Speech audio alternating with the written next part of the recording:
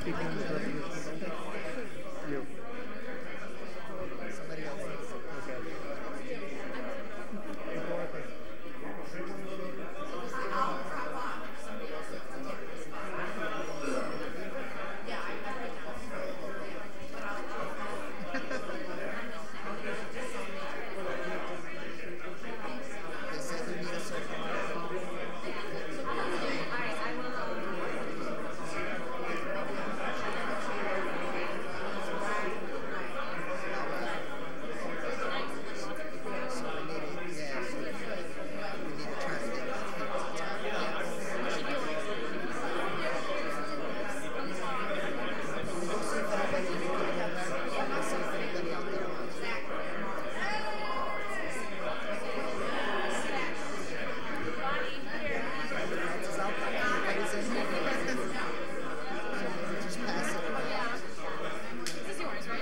Well, I was kind of like passing it around organically for everyone to sign up.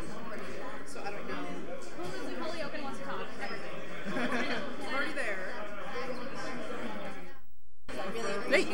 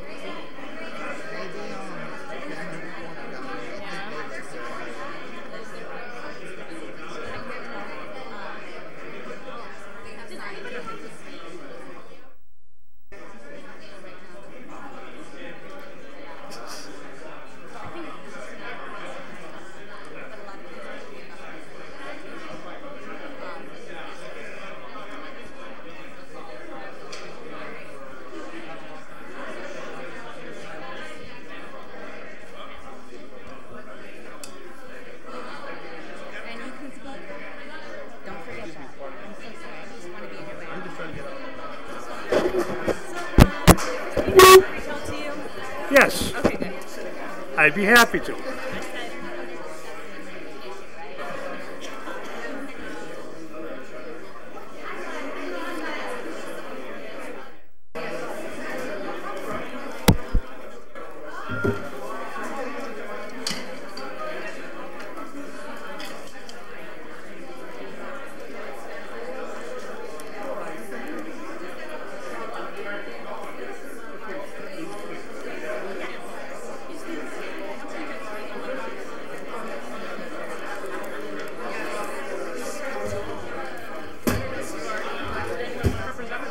Absolutely.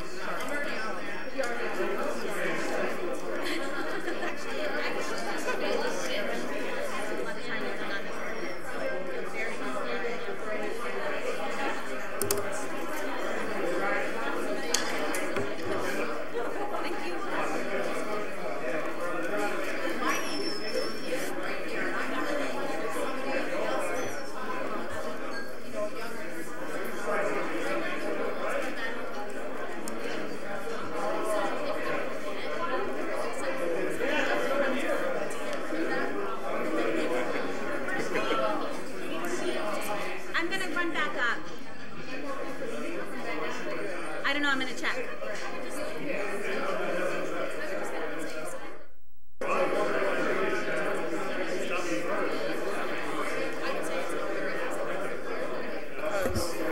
No, not the mic, just.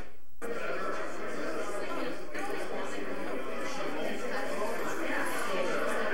have to provide our addresses. I heard about the address thing. That's why I'm here. Insane.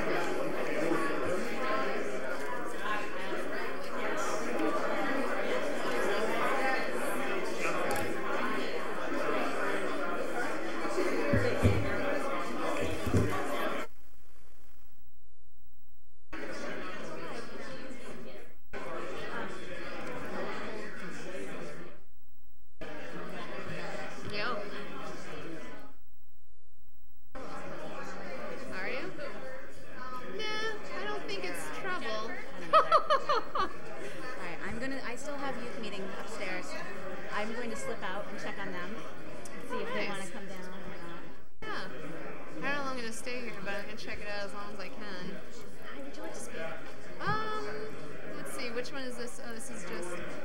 Wait, there's two things I want to speak about. Okay. Because down the agenda they're talking about teachers having to, they're asking to disclose teachers' addresses. And the other thing. I know, right? I don't like that. Thank you. What was the other thing? We're doing a few things. Here's the agenda. Oh yeah, let me look at this real quick. I mean, I'm here for the anti-hate. right. For the which? The anti-hate bill. It's 30 Oh yes, I support that. So basically, I don't know if you know the rules. They only let 7 people talk. If we get more than 7 people signed up, they have to vote to let everybody talk, even if you don't live in Holyoke. So then that would Most people will let them. Yeah. I'll usually talk. they'll let it. Do you want I'll be real quick anyway. I'll take that whenever you guys. Okay, great. Josie. Thank you. And then, yeah. Hopefully that'll just open the floodgates to let everybody talk. Because, like, I remember there's 8. Yeah.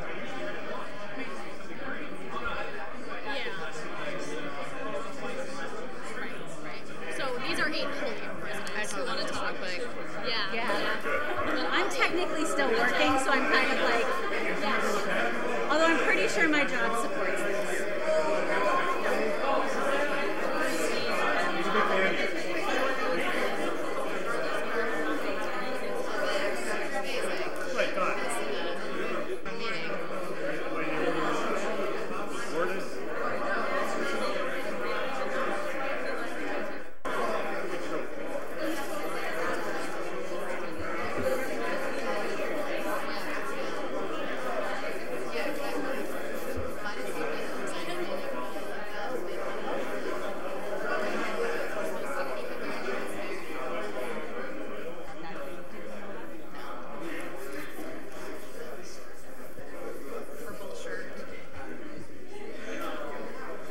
We look like we could be going to prom together with What do we say, counselors? We're getting ready here?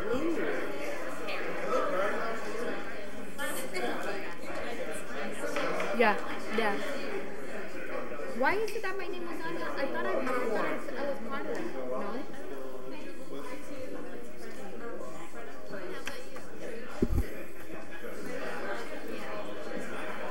Oh, that's probably why. No changes to the agenda or anything, right? Well, it was From the one that got mailed. But the one here would be the revised, right?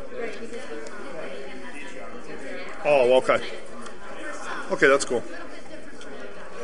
All right.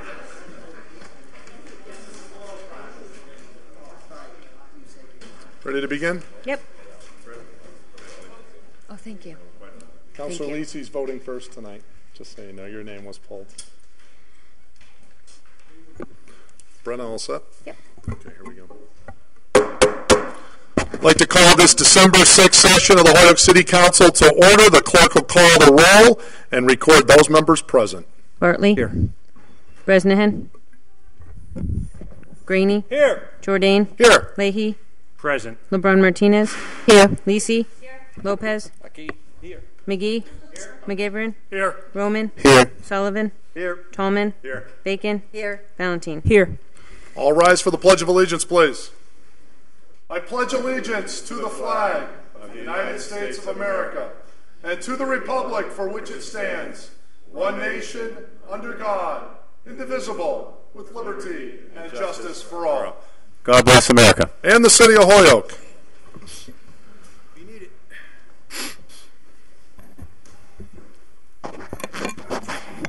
First item we have is a matter that's laid on the table. I would ask that this item be removed from the table because I do have an update. From the table. Okay, motion's been made and seconded to remove item number 1 from the table. All in favor? Aye. Opposed? So moved. Item number 1 reads as follows. Ordered that, and this is introduced by Councilor Jourdain, ordered that the Park and Rec Commission, the Park and Rec Director, the Personnel Director, and as well as the Law Department take 15 to 20 minutes to give the City Council a briefing and executive session to discuss a recent employee placed on paid administrative leave. Under discussion, I can say that this employee has left city employment for another position now. So therefore, this order could be complied with. I think would be fine. And then we can move forward. Okay. Motion's been made and seconded. The order's been complied with. Any other discussion? Hearing none. All in favor? Aye. Opposed? So moved. Public comment. Public comment. We had 8 citizens sign up for public comment today, and we'll begin with that next. And I'd just like a brief suspension of the rules. The normal rule allows 7 members to speak, but I'd like a Motion to suspend the necessary allow rules. the 8th person to also speak, and we'll give them the full 2 minutes. That's not too much. All in favor? Aye. Aye. Opposed? So moved. Okay, so the first person to speak is Mary Kate Farley Dominio, excuse me, of 46 St. James Avenue. Mary Kate, welcome. Hi, up here to our microphone, if you would, and just make sure it's on. I think There's it's a little on, button isn't it? on top. Is that on? No. Yes? No? Yes. Not? Okay. Okay, welcome.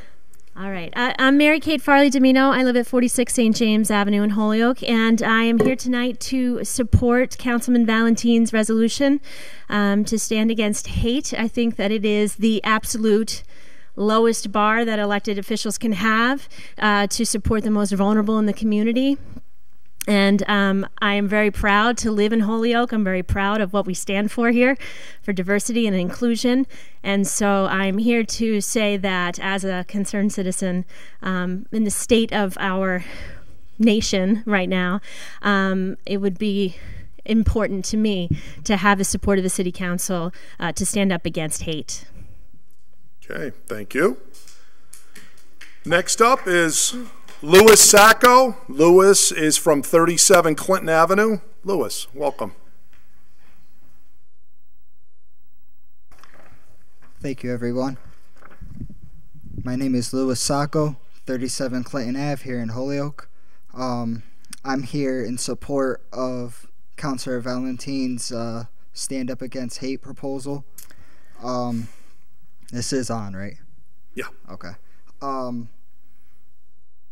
I just wanted to say that I've seen some things in the city that this proposal would be good for. With everything that's been going on lately, it's really hard for some people to be themselves and to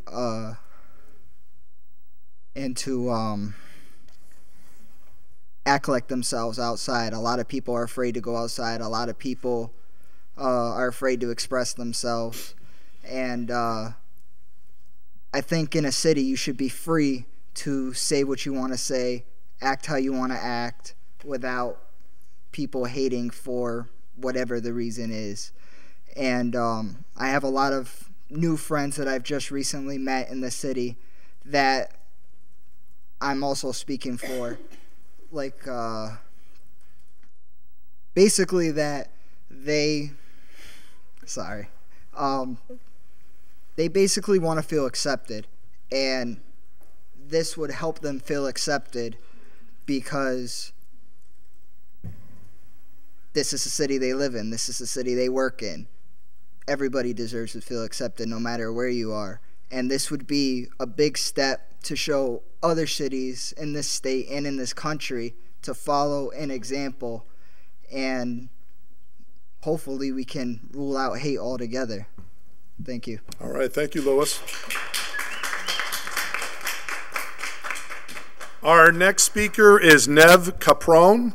Nev is from 72 Congress Avenue, apartment L. Nev, welcome. Hi, I'm Nev Capron. I live on 72 Congress Avenue, apartment 1L.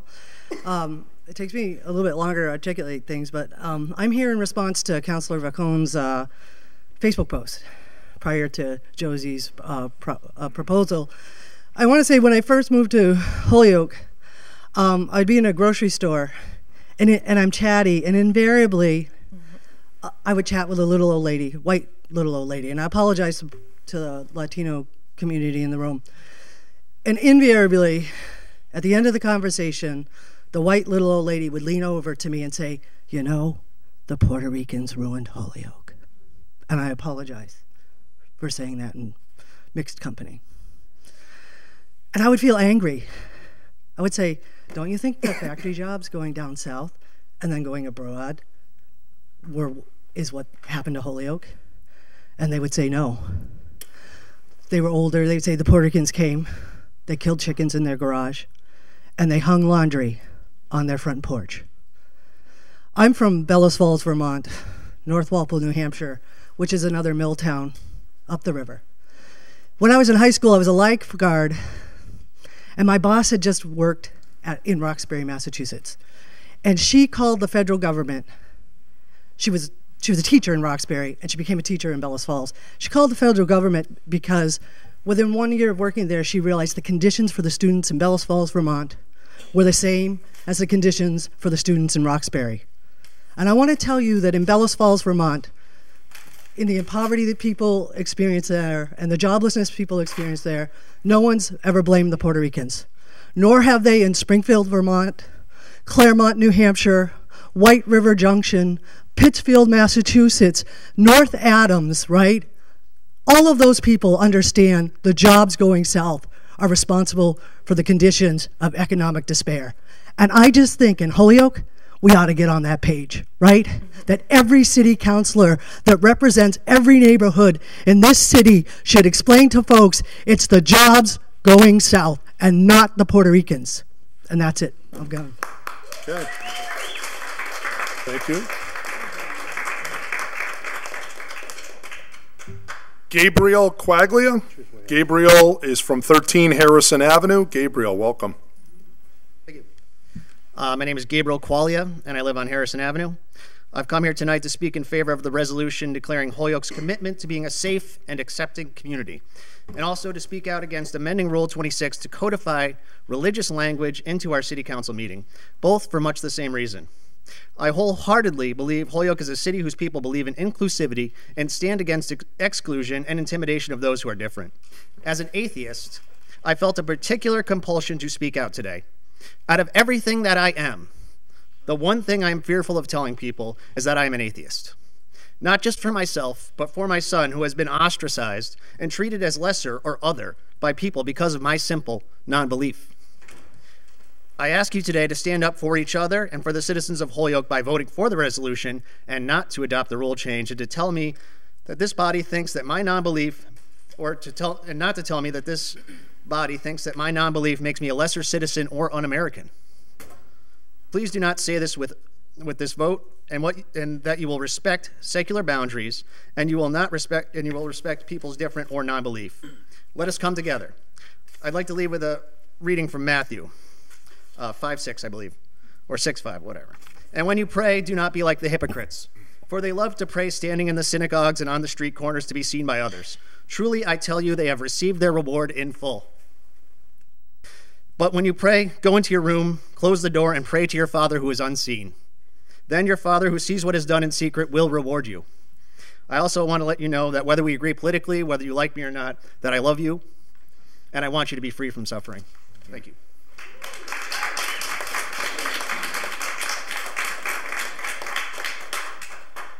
Deny me before men, and he will deny you before my Father.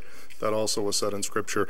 Next up is Deidre Scalardi, 75 Hitchcock Street, Holyoke.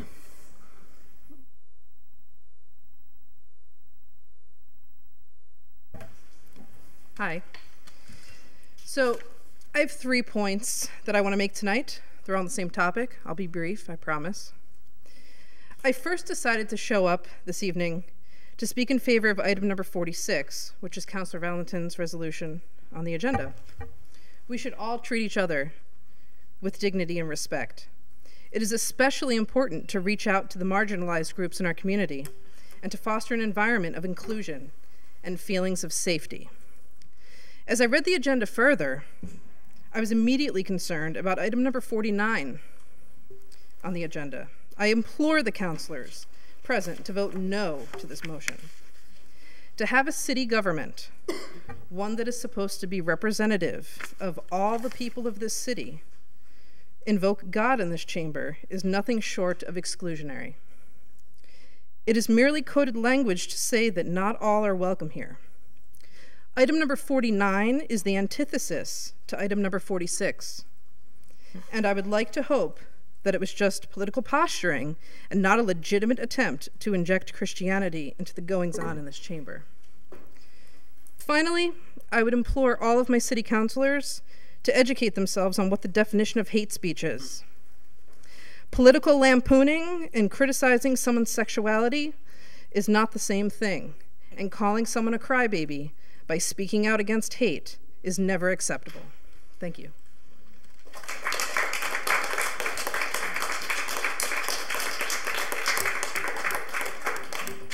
Dorothy Albrecht, 667 West Cherry Street. Dorothy, welcome.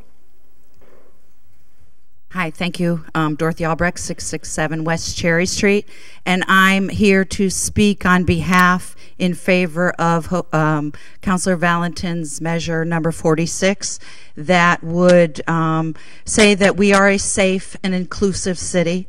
I moved to Holyoke almost 20 years ago because this city, to me, as a teacher, I was teaching at Holyoke High School first, and I saw the diversity of the student body.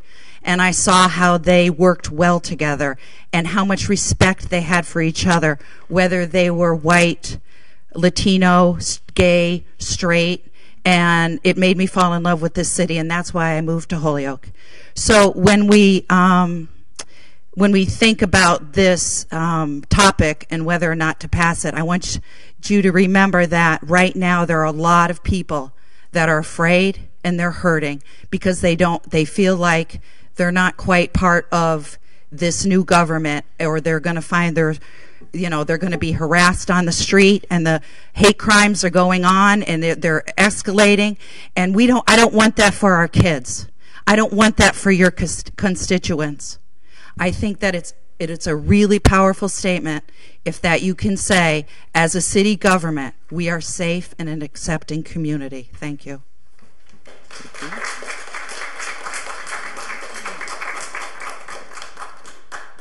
Lynn Haran.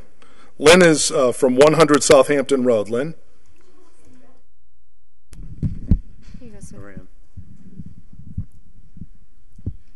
Actually, the first thing I want to say is just that my name is Lynn Haran, and I am at 100 Southampton Road, Holyoke.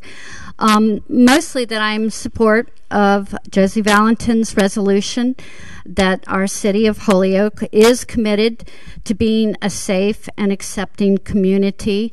And these are not just words. To some people, you might think to yourselves, well, I already feel like that. I live like that. I do that. I practice my work, my job, my city council membership doing that. But I look at it kind of in a community much like a marriage contract. I've been married 35 years, and sometimes we benefit from renewing that contract. I think now is the time to renew that. Racism, all of these issues have not gone away. They're probably not going to go away. We need to keep addressing them. And yes, these are just words, but what I hope I'll see is a commitment from all of you and all of us behind those words every time we go through an order, every time we come here to speak as I am now, that by stating those words, we are acknowledging not just to the residents here, but to the rest of the nation and every other city and town that, oh, by the way, is already doing this, that we do indeed believe the significance of these words. They aren't just words to us, and we do have to keep renewing them. And I think I have a few seconds left, and actually I wanted to offer them, since a lot of people are here. Is there somebody else that wants to come up and speak?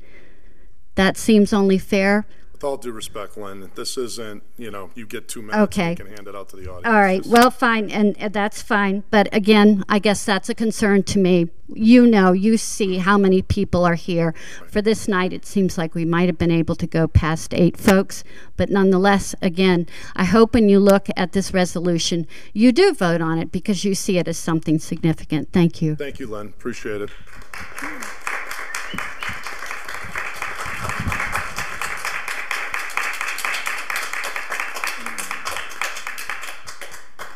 Our next speaker is Jen Gillino. Jen is from 256 Pine Street. Jen, welcome. Hello. Just to be sure, my name is Jen Gillino. I do live at 256 Pine Street, and there's just a few items on here I needed to address. I'm a Holyoke public school teacher, so I hate to say this, Nelson, because I think you've done some really amazing things. I'm a little bit concerned about why you feel it's important that there's a breakdown of all the teaching staff in Holyoke and where they currently live. There's a lot of really amazing teachers here in Holyoke that may choose or choose not to live here. I choose to live here because in 2000, my circumstances brought me to Holyoke. Through this amazing community, which has been incredibly supportive, I was able to find a true home. And I rented here up until 3 years ago, where I purchased my first home. So I support my teachers, and I support their confidentiality, and I support their purpose here in the schools to make great change. But I am very curious, because I'm sure there's a good reason, and I can't wait to hear it. Regarding number 46, Councilor Valentine's proposal to have an anti-hate bill, or resolution.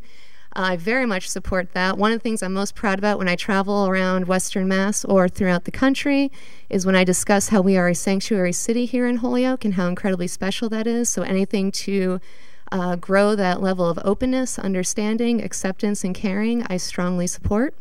Thank you very much for everyone in advance for voting for that.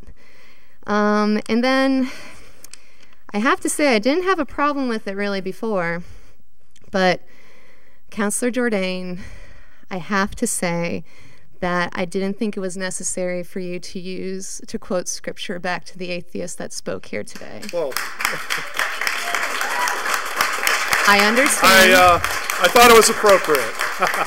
Well, I used to be a born-again Christian, so And I just said if we're going to start quoting scripture, I've got plenty of verses myself. Oh, I believe it. I believe it. But Love to have that dialogue. Is that it could be taken as offense, and maybe you were offended by him speaking scripture to you, and so you felt the need. There is a certain irony, isn't that I'm hearing the inspired word of God quoted to me by an atheist. But go ahead. Right, but you are a public figure, my friend. Of course. And we are here, you're supporting and representing all of us. Absolutely.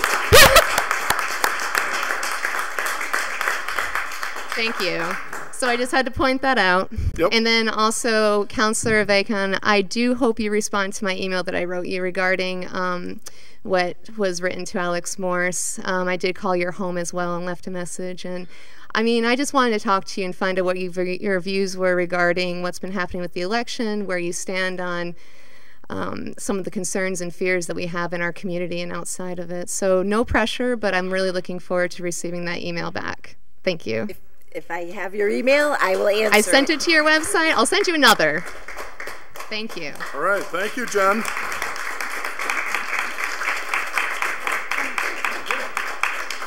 We always appreciate our public comment. That was very good. Thank you. Very thoughtful. I also wanted to pass along an announcement that was here coming up for the 75th anniversary of Pearl Harbor. There's going to be a presentation by Mr. Richard Pinkos in the canteen at the second floor. This is going to be at the Soldiers Home tomorrow, 9:30 a.m. I know that is rather short notice, but this is what I was given. So again, that's tomorrow at 9:30 a.m. There's going to be a 75th anniversary of Pearl Harbor presentation at the Soldiers Home, and the public is welcome to attend that. So I wanted to pass that along. And next up, we have communications. Mr. President? Yes. Could I make a motion to suspend the rules and take item 46 out of order, since several of the people in the audience are here for that? All right, sure. Do you have item 46? Okay. Motion has been made and seconded to suspend the rules to take up item 46 now. All in favor of that? Aye. Opposed? So moved. Abbreviated reading, or? I would Read the whole prefer. thing. I would prefer not abbreviated reading, so Okay. that folks know what we're talking about. All right. Item 46, introduced by Councilors Valentin, Lisi, Lopez, McGee, Roman, and Tallman. Ordered, City Council adopt a resolution affirming the City of Holyoke's commitment to being a safe and accepting community, that a copy of this resolution be presented to Senator Humison, Representative Vega, and Governor Baker. Proposed resolution wording is included within. Resolution declaring Holyoke's commitment to being a safe and accepting community. Whereas the City Council has asserted that the City of Holyoke does not tolerate hate crimes and other expressions of hate, such as in its April 2016 resolution, affirming the City of Holyoke's commitment to civil rights and ensuring equity for all people in Holyoke and beyond. This April 2016 resolution included language such as basic concepts of human and civil rights dictate that discrimination based on gender identity and/or sexual orientation is inherently wrong, and the City of Holyoke acknowledges, respects, and values the diversity of community, and whereas the City of Holyoke believes in the rights of all people to lead lives of peace and dignity free from fear, harassment, and violence, and whereas the City Council is adamantly committed to protecting this community's residents from racist, Islamophobic, anti-Semitic, misogynistic, homophobic, transphobic, anti-immigrant, anti-refugee sentiments and acts and all other targeting of residents based on their identities and perceived identities, and whereas the City Council stands in strong opposition to authoritarianism, policies, and rhetoric that engender hatred, and whereas the City of Holyoke supports respect for civil and human rights and recognizes that pursuant to the Universal Declaration of Human Rights adopted by the United Nations in 1948, Article 3, everyone has the right to life, liberty, security of the person, and Article 5, no one shall be subjected to degrading treatment. Now, therefore, be it resolved that the City Council of Holyoke, Mass. Redoubles its commitment to value of freedom, justice, and equality that bind us as a community and to protecting those whose security and well-being may be threatened in the current political and social climate. Be it further resolved that we stand in solidarity with and advocate for the civil liberties, human rights of every resident of Holyoke, regardless of race, ethnicity, religion, sexual and gender identity, national origin, citizenship, and immigration status. Be it further resolved that we recommit to working towards a community, country, and world that are non-discriminatory, welcoming, just, inclusive,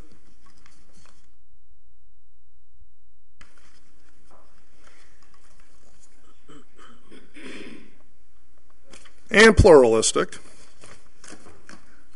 Be it further resolved that we vehemently condemn acts of vandalism, harassment, violence that express hatred towards members of our community and beyond. Be it further resolved that the City of Holyoke is a hate-free zone in which hate crimes and discriminatory actions will not be tolerated. Be it further resolved that we call upon all members of our community to engage in positive community building and take the necessary and courageous steps to prevent and respond to discrimination and hatred whenever and wherever they see it. Be it further resolved that we are committed to holding our state and federal leaders accountable to the values and commitments expressed in this resolution filed November 30th, 2016. Is there a motion? Motion to receive and adopt. Second. Second. Okay. Motion's been made and second to receive and adopt. Under discussion, Councilor LeBron Yes, Martinez. I'd like to be added to the order. I was not around when it was circulating, so please, my name on it. Thank you.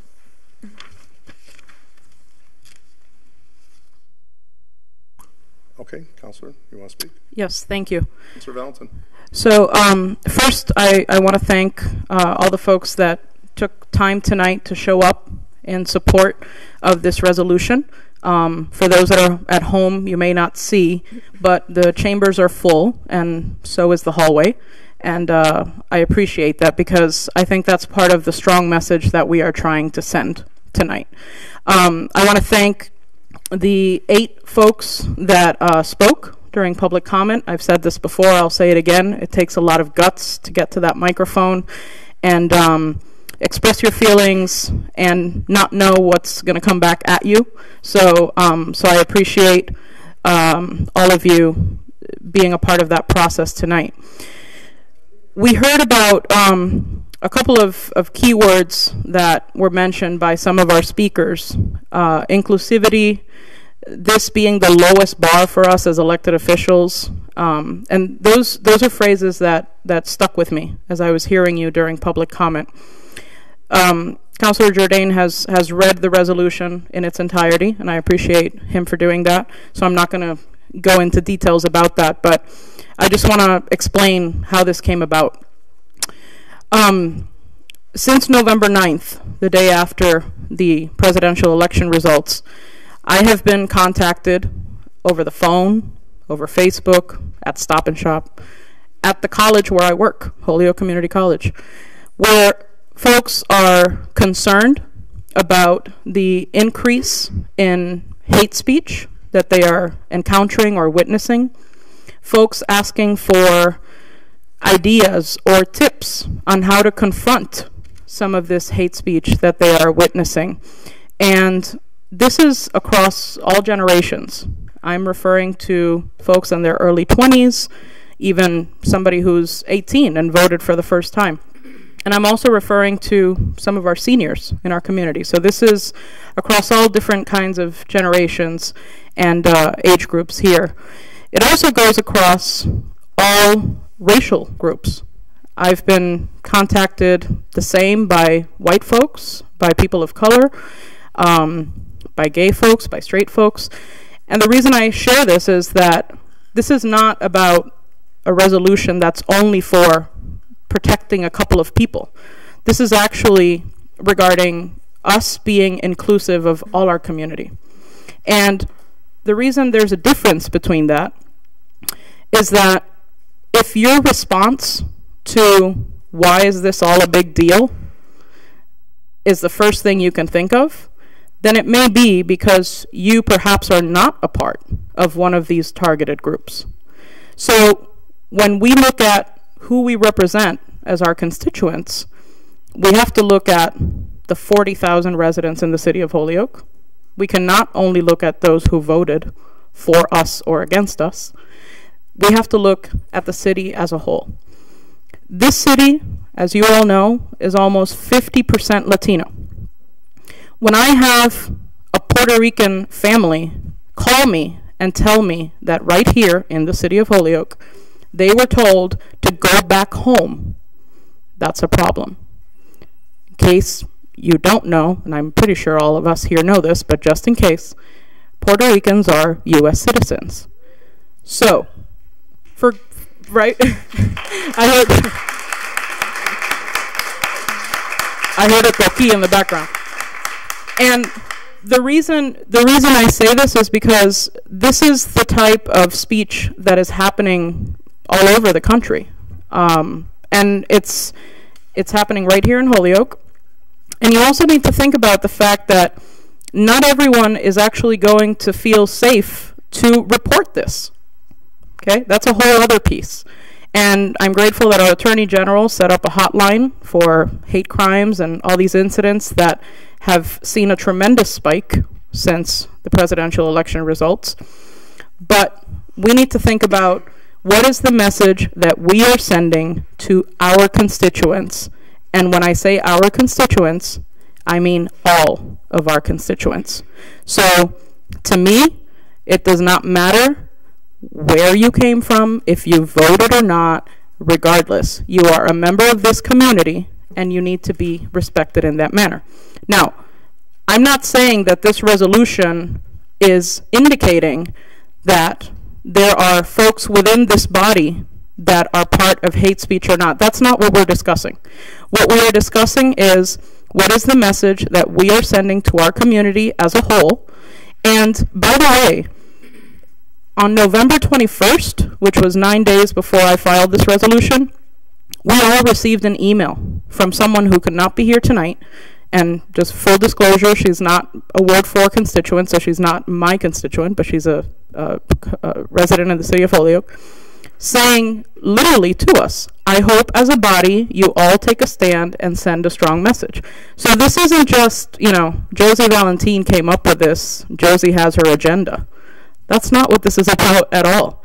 This is about those of us who are visible in the community, who are active with different types of issues in our community, literally being contacted and saying, is the city council going to stand against this? Now, in closing, I need to say that the first city council meeting that we had after the election, I would have hoped that there would have been a message from all of us as a body regarding this type of rhetoric and being very much against this type of hatred, discrimination, lack of inclusivity. Instead, unfortunately, what we received was a joke about making Holyoke great again. I'm sorry, but that is not the type of message that I believe we need to send as a body. We are seen as role models. We are seen as representatives of this community. And I, for a fact, do not take that lightly. Thank you.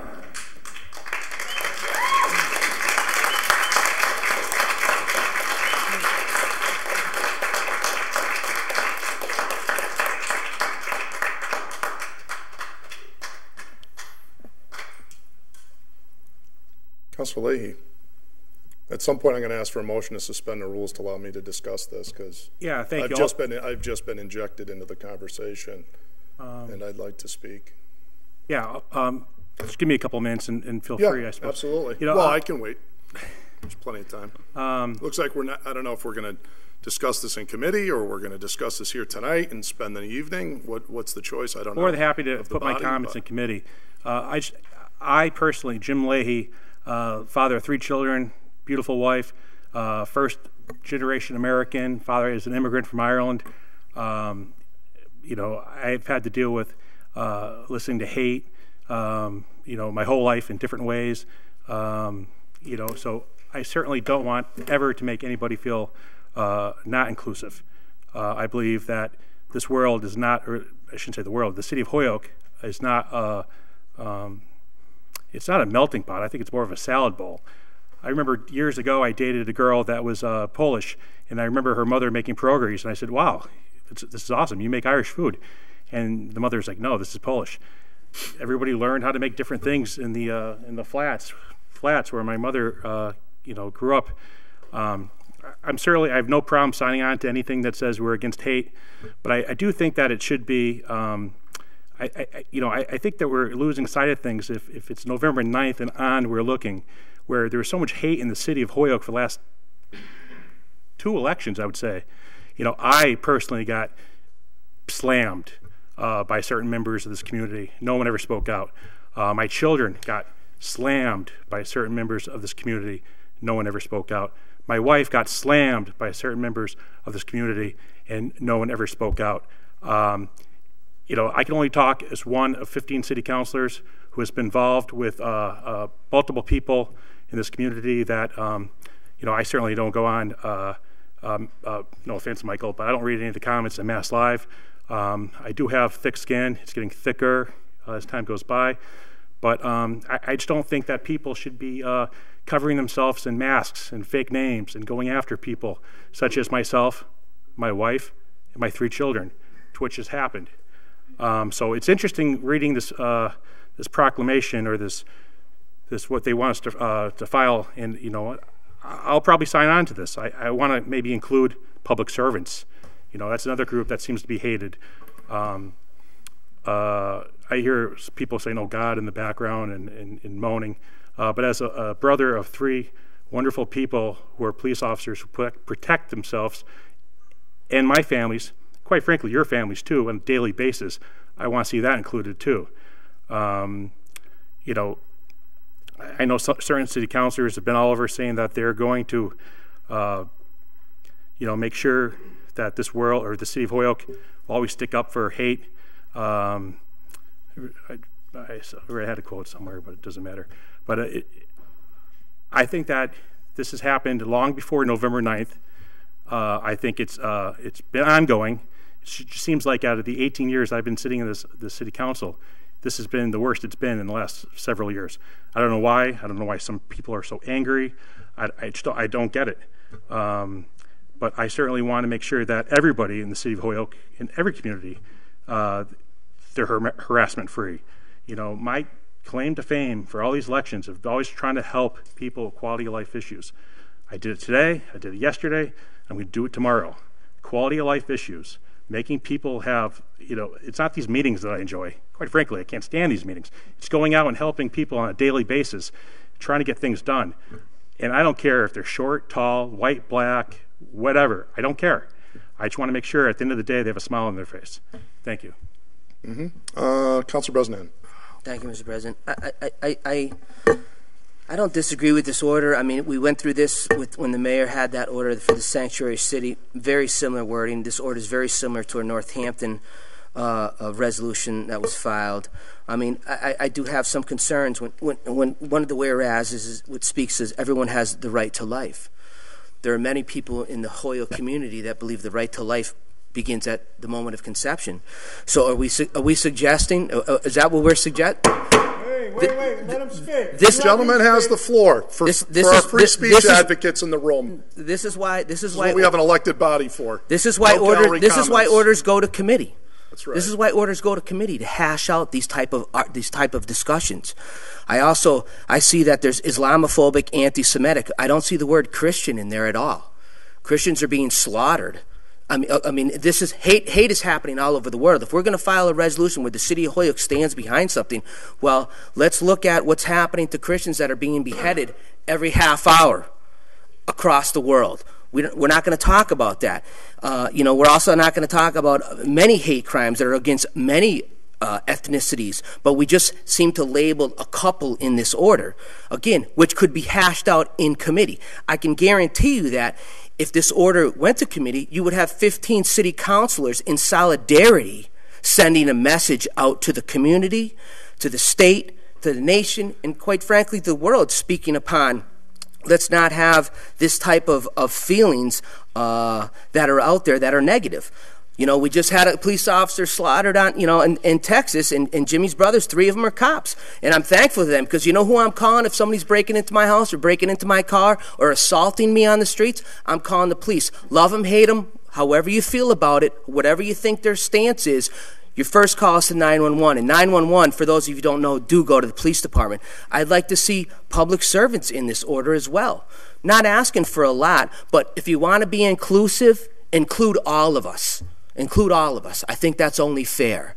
I'm a white person, heterosexual, married to a Latina, full-blown Puerto Rican, and I associate with gay people, Latinos, African Americans. This is like, is this a reactive issue to, the election? I don't get this. I mean, nobody stood up and filed the resolution when Jen Shatnoff, our colleague, was being insulted. I saw those emails. I saw those pictures. They were insulting. They were degrading. But nobody wanted to. We didn't jump down that road. But all of a sudden, the mayor gets an email. If I had a nickel for every letter, card I got as a Board of Health director from every person that didn't like the stance I took or the position that the Board of Health had on an issue, whether it was a transfer station or feral cats or tobacco or alcohol or automotive parts that happened to come across our table, I never went to the press with this and cried victim. It was just part of the job. And as a matter of fact, Mayor Morse's comments about Jen Shatnoff, our colleague, was like, yeah, it's the job. You got to have thick skin. So, I mean, let's really think about this. I have no problem signing on to it. Let's be inclusive of everyone, not just the groups that Councilor Valentin has pointed out. There are many groups out there that aren't mentioned, and I'd be happy to, discuss that over in committee. But to file a resolution, I can guarantee you will not get the 15 votes tonight. If you send it to committee and we hash this out publicly where you can all come and speak your mind longer than 2 minutes, then you'll get 15 votes. Thank you. Councilor Lisi. Thank you. I just wanted to say that I know that the event to speak in favor of this order was listed as an opportunity to speak out against hate.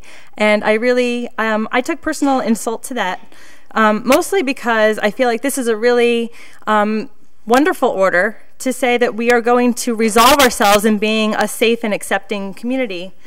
And I fully support this order. I jumped on the opportunity to co-sponsor this order. I think that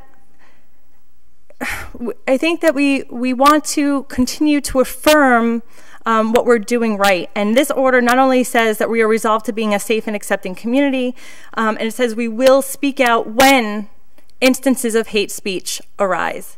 And I do think that looking back on the first meeting following the election, what we failed to do as a body was speak out against the graffiti on Mount Tom.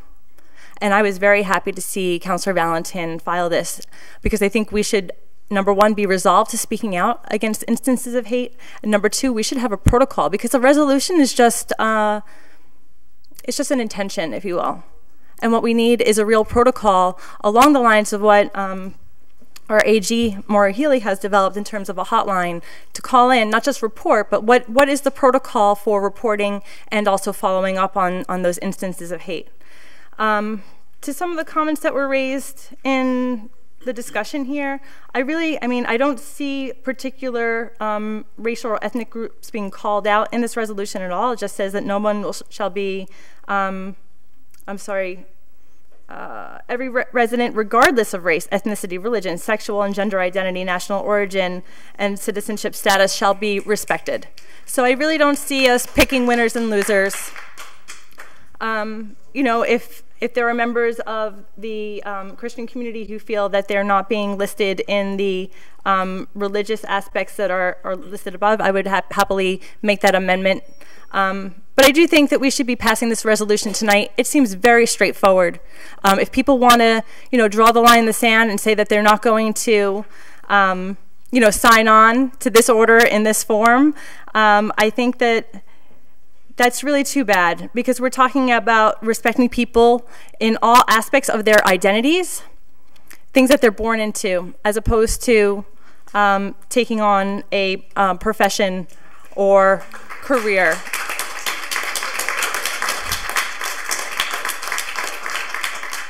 So I want to let you speak, Councillor Jordan. I see you chomping at the bit. But I do want to say that to me it's very straightforward. I don't see us picking winners or losers in this order here. I think that it is inclusive, and if we need to make it slightly more inclusive by including you know, Christians in the area where we're isolating particular religions, that's fine. But I am happy to affirm our city's commitment to making Holyoke safe and accepting to all different people. Great, thank you. Councilor Roman. Yes, thank you. And I signed on as a co-sponsor, and I agree with what my colleagues have said in support. And I have to speak from my heart for a minute because this has been weighing on me heavily, this resolution on many fronts. One is I will speak to my personal experience, and I'd like to begin by saying that, yes, I speak on behalf of, but I never speak for a specific people or community. So for me, and this might get a little bit uncomfortable to the individuals who are here, we set some tangible things here in this body. And for me, I had some huge issues with this whole mobilization of the event. Was it translated in Spanish? Were Latino activists engaged in South Holyoke and the Flats and Churchill? I have activist friends of mine who I know was asking, hey, did you know about this Speak Out event today? They didn't know. They weren't engaged. 1 in 4 Latinos in South Holyoke and the Flats don't have internet. They don't have Facebook. They can't engage. And I'm furious to some degree, yes, that this body hasn't taken up specific language and orders to put in place what my colleagues say. Why do we need an Attorney General hotline when I filed an order January 19th, co-sponsored, and I applaud her, my colleague Josie Valentin, to create a Human Rights Commission here in the city of Holyoke? That hasn't been taken up. I challenge the 8 individuals who signed on to that order to sign on to this one this evening. Let's get a Human Rights Commission passed with teeth. Right? When we're talking about marginalized communities, we talk about banning the box, and that order was also, again, filed January 5th. Where are those same individuals this evening? Why haven't you signed on to that order? With regards to the gentrification mitigation zone, I want those individuals to stand up and speak here this evening. For me, as a Latino man, a Puerto Rican, I want to see you all when we're marching for Oscar Lopez. I want to see you all when we're marching against gentrification. I want to see you all when it comes time for the Puerto Rican flag raising, that you're outside showing respect to our community. Because here in this city, yes, I agree with the spirit of this order. Yes, I agree with the fact that we need to reaffirm our values. But language without action is meaningless to me. And using the language that this feels safe, This didn't feel safe for me 4 years ago when I was on the street eating pizza out of the corner. This will never make me feel safe for people still in the street who are homeless, or the man who parks his chair right out front of City Hall. He still will never feel safe if this passes, unless we put meaningful action behind it. And for me, I want to see all of you, because I refiled these orders, come to the ordinance committee and speak out to get these things passed. Show up when the Latino community is trying to pass these kinds of things, because again, and today I did sit down and I spoke with the mayor. For me, I've remained silent. For me, what didn't sit right, and I texted him personally the day he got that letter and said, Mr. Mayor, I support you. This is wrong. But what I didn't like with a lot of my colleagues was, yes, that a fundraising email went out the next day. To me, Enlace de Familias runs House of Colors, an LGBT youth group, mostly of Latino queer youth. How many of you have donated to that program that only gets $15,000 a year from AGLI? How many of you have volunteered to go down and help those kids that Betty Medina sometimes is there till 10, 11 at night by herself, coaching those queer kids of color? I have not seen it. So for me, yes, the movement and revolution is moving, but it is still does not look like me. It does not reflect me, and it is not Latino or queer enough for me. So for me, yes, I support this, and of course I will always stand behind my colleague. Josie knows that. I say I have the Valentine voltage. I will stand by her and with her in these moments, but without action, we've passed this when the North Carolina bill came out. We passed Oscar Lopez's resolution. We passed our commitment against charter schools. We have passed so many resolutions, and again, I'll get into my education bit later because I'm going to suspend the rules to take that up, but I would like to see all of you come to a joint committee meeting. When I have these meetings, and we have 4 people in the room, I don't see anybody. And yes, I asked the questions for a reason, and I asked these questions for a reason, including fighting and challenging residency requirements and rules for this city, to make sure that our police department, fire department, and yes, even educational department reflect and live in the city and also are reflective of the people that they are serving. Because again, when I asked the question a couple of months ago of what the teaching population was in the city of Holyoke, out of 495 staff members, 90%, over 380 teachers are white Caucasian, when 75% of our students are Latino Boricua. So I have every right to ask on behalf of my people what is going on, because these are questions that have not been asked. And I applaud my colleagues, because this is truly what gets me into my core. We stop governing because we're worried about the next damn mayoral election, and I'm sick of it. I reach out and talk to every single one of these individuals in this body, and I respect you and thank you. I completely and vehemently might disagree with your policies on social issues, on financial issues, but I respect you enough to know that in this body, when we leave this gate, I still have to govern with you. And what's happened is this polarization of constantly thinking about the next dang election in the city of Holyoke or presidential. At what point do we govern for the people? Of course I'll stand behind this resolution, but I expect and demand that every single one of you who are sitting here today, let your microaggressions go. Or when a Latino calls you out, you don't get scared, or you don't recede. You stand with all the time and let us lead from the front. That is what I want. And yes, in this language, I want specific call out for the fact that when we're talking about Latinx and Latinos in the city, it's Puerto Ricans. Why can't we just say that? Why can't we include in this language, and again, I support it, the fact that out of the 50% of the city's population that's Latino, 95% are Puerto Ricans. We need to call this out. And I, again, applaud and thank my colleagues. I'm just extremely passionate, extremely got me upset, clearly. But I want to see this pass. I do. But again, without action, all of this is for naught. So I better see every single person in this body at an ordinance committee meeting, at a DGNR committee meeting, at a joint committee of the school committee and city council, which, by the way, I took over chairmanship, and I thank the president for naming me. That committee, before I took over, met 3 times in 4 years. We have now met more times in this 1 year than the committee's ever met. When our system got taken over into receivership, that's the body that asked the question. Because when the school department comes here and says, I need $1 million more for transportation, and I find out today, based on the questions that I'm asking, that we're spending $135,000 a year on school resource officers that are just arresting our kids and increasing the school to prison pipeline program. Where are you?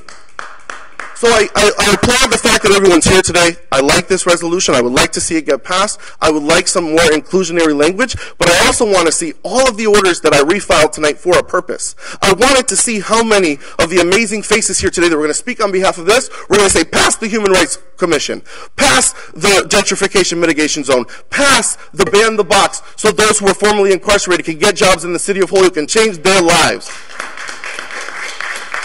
I did not hear that. And yes, we can talk more. And again, dear white people, if I file something, please come to me directly. Going on Facebook, and I agree with my colleagues, going on Facebook to call me out, my number is open and available to the public. And when my phone got stolen, thanks to the Republican, the new number got listed. Please call me directly and don't try to go behind me. I am a representative of the people, but I do not speak for the people.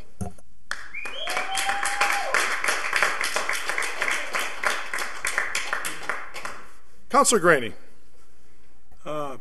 Thank you for your impassioned plea, Councilor Lopez. I have several things to say. Councilor Roman. All right, so we lighten it up a little bit, okay? I apologize, okay? You know what I mean, Nelson, you know. Anyways, there's several things in the resolution that I'd like to address. First of all, the second paragraph, whereas the Holyoke City Council believes in the rights of all people to lead lives of peace, dignity, and free from fear and harassment and violence. We all believe that. But I also would like to move that that also includes the supporters of Donald Trump in the last election. They have the same rights as anybody else. The third paragraph, if you will bear me out. Whereas the Holyoke City Council is adamantly committed, terms like racist, Islamophobic, anti-Semitic, misogynistic, homophobic, transphobic, and anti-immigrant, and anti-refugee sentiments, there's one left out, ageism, that's not in there. I might say that based on identities or perceived identities, that people who target people and call them these names, that call them racists and call them misogynistic and call them homophobic and adamantly disagree with their philosophies, whatever it might be, I'd say without concrete evidence, this is wrong and it shouldn't be allowed. And I'd like to address that issue in this resolution. People who disagree or do not act or believe in any of these things that are called this because they support a certain candidate is wrong, and that is rampant in this society, and it's going on right now. And to use a term, it is deplorable and irredeemable. Thirdly, Councilor Bresnahan mentioned the Christian factor, that many Christians throughout the world are being persecuted and beheaded and belittled, and that's not included.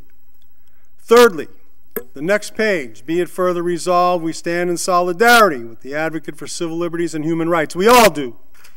Every resident of Holyoke, regardless of race, ethnicity, religion, sexual and gender identity, national origin, citizenship, immigration status, ageism. However, there are violations of the federal law that are involved. Okay, that are involved here, and that's an issue. Next, further resolve that we recommit to working towards community, country, and world that are non-discriminatory. Absolutely. Welcoming, just, inclusive, and pluralistic. All right. That, I hope, includes people who have liberal and conservative viewpoints as well, I hope. Lastly, be it further resolved that we are committed to holding our state and federal leaders accountable to the values and commitments expressed in this resolution. If it's a violation of the federal law, I have an issue with that. Many Hoyokers, not all, and many Hoyokers are not, but many are opposed to sanctuary cities and open borders, and they have a right to be heard and not called names or belittled. Thank you very much. Okay. Councilor Sullivan. Yes, thank you, Mr. Chairman. I've lived in Holyoke for 62 years. One of the things I'm more upset about, even listening to the members of the council, the public in general, in all my years, I've got a lot of black friends, a lot of Puerto Rican friends, but I've never heard this kind of separation. When I talk to, I don't talk to my black friend Jermaine. He's my friend Jermaine. It's not my friend Israel, my Puerto Rican friend Israel. It's my friend Israel. All this talk seems to make like there's some big divide in this town. I don't feel that exists. I know, I'm hearing from the people here tonight, like any place, there's some isolated incidents.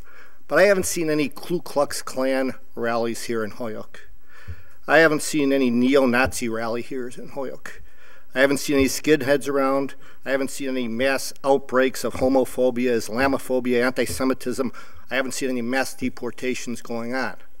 All right? I think this council is spending a lot of time with a lot of well-meaning resolutions, right? And we're not spending enough time because of this, getting at the root problems that are really endemic in Holyoke. Last weekend, Felix and a bunch of the other guys, Enrique, Sean, you can call them all you want, we all stood there at work and watched a 19-year-old kid, probably named Jose, pulled out of the canal. He wasn't thrown in that canal by a racist. He wasn't thrown in there by some homophobic group, all right? He wasn't thrown in there because he was Islamic. He was landed out in that canal because he didn't have a job, or he had a drug problem, or something associated with poverty and blight in our neighborhoods. And that's what we got to get down to addressing in this town. Those are the real issues, and this body is not spending enough time with those real issues. And for everybody else here, I'll tell you, I really love what Nelson said. Get involved, all right? Get out there and get involved. Thank you. Councilor Bacon. Thank you, Mr. President. As I've been listening to all of the comments, and as we have had many conversations in the chambers about groups that need protection and some that are perceived to need more protection than others, I'm struck by the wisdom of our founding fathers. There is such great wisdom in the words of our Constitution and our founding documents that talk about equal justice under the law for each and every citizen in this country. And the reason for that language is so that we avoid exactly the discussion that we're having tonight, talking about the white group, the Hispanic group, the gay group, the Christian group, the Jewish group. The whole brilliance of the American experiment has been the concept of equal justice under the law. Are we perfect at it? Do we have things in our history we look back on and go, wow, it's awful that that happened? But can we also look back on it and say it's not happening anymore? Yes. Yes. I'm talking about things in history that are monumental things, such as slavery, when it was perceived to be just the way things were. And that is clearly over. I'm talking... Hey. I listened politely and respectfully to you. Could I have the same courtesy? Thank you. The room will be cleared if I have further outbursts, okay? Please. And so I just want to finish my comments by saying that I think the brilliance and the wisdom is to appreciate that philosophy. It's a big picture philosophy. What we're talking about here is more pitting groups against each other, and we need to be bigger than that. And people called me out on something I said on Facebook. I sat next to Jen Shatnoff here. If that woman was feeling harassed, the harassment for her was just as real as it is for anybody else. I don't care what color, I don't care what sex, I don't care what anything. And if you're a police officer in this city and you got a bunch of people out there going, F the police, kill the police, they're people too. And all this stuff happened long before November 9th, so I don't want to hear the magic number in the sand. Let us just think about the wisdom of our forefathers, equal justice under the law for everyone. And yes, all lives matter. Every single one. Thank you. Okay. Freedom of speech. Anybody else? Both ways. Anybody else want to speak? Okay. Then I would appreciate that motion to suspend the rules till I'm in. Thanks. I want to weigh in. All in favor of that? Aye. Opposed? So moved. Okay. All right. Few things. Overall, I like resolutions in ways that they're helpful, that they give the sense of the body on various topics, and certainly we've had a tradition of doing these from time to time. Although I am more sensitive to the fact that I think we should be doing less than more of those. I think some of them we've had maybe a bit too much. For example, we already had this resolution back in April that was, to my knowledge, unanimously adopted. I believe that was correct. But we have this post the election because there's a sense that more of these issues have been very sensitive, and I do appreciate the fact that people who were on the unwinning side of this November election feel very sensitive about a number of these topics. This was a very polarized election, you know, and it's tough. Democracy's hard, you know. It really, really is difficult because one side's going to win and one side's going to lose. But at the end of the day, and I can tell you as someone who is of a conservative bent, okay, politically, I've had to, 8 years ago, I was hardly the happy camper after Barack Obama won, right? I didn't feel a need to march down the street and say, not my president. That's not my style. And I'll be honest, I'm tickled pink that President Trump won. All right, I just think that's the greatest thing in the world. I can't. I'm just getting. This is what free speech is all about. This is what this resolution's all about. We live in a very pluralistic society. We have to really respect each other's views, and we have to really listen to each other, where we're all coming from.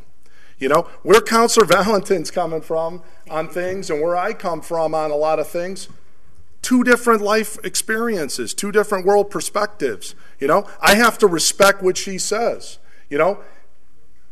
I make a comment that said, let's make Holyoke great again. Obviously, I'm very exuberant because the election is won. I think that's great. But I have to be sensitive to the fact I'm in the minority view here in Holyoke, right?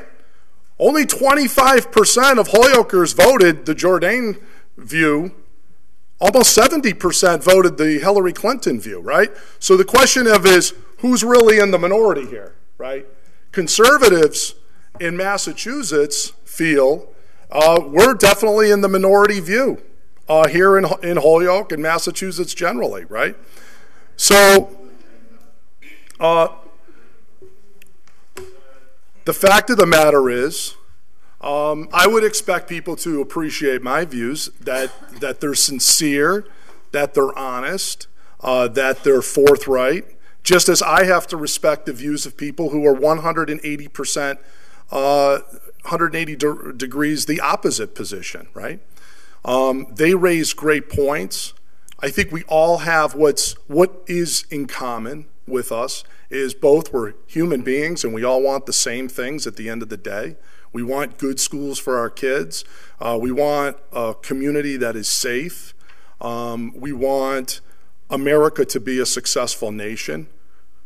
We got two divergent ways of how we're going to get there, right? There's just two different views of where we're going to go there.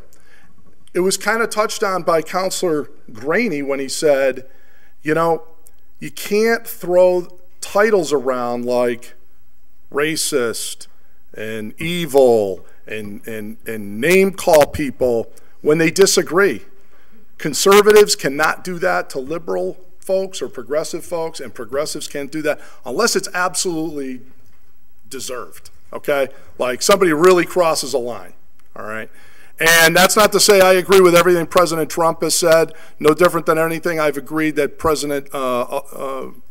presidential candidate Clinton has said. I mean, what about comments? I didn't see any resolutions filed when President Obama said that These Republicans are just bitter clingers, right? These are Christians that they're just clinging to their guns and religion, right? And so where was the outrage then?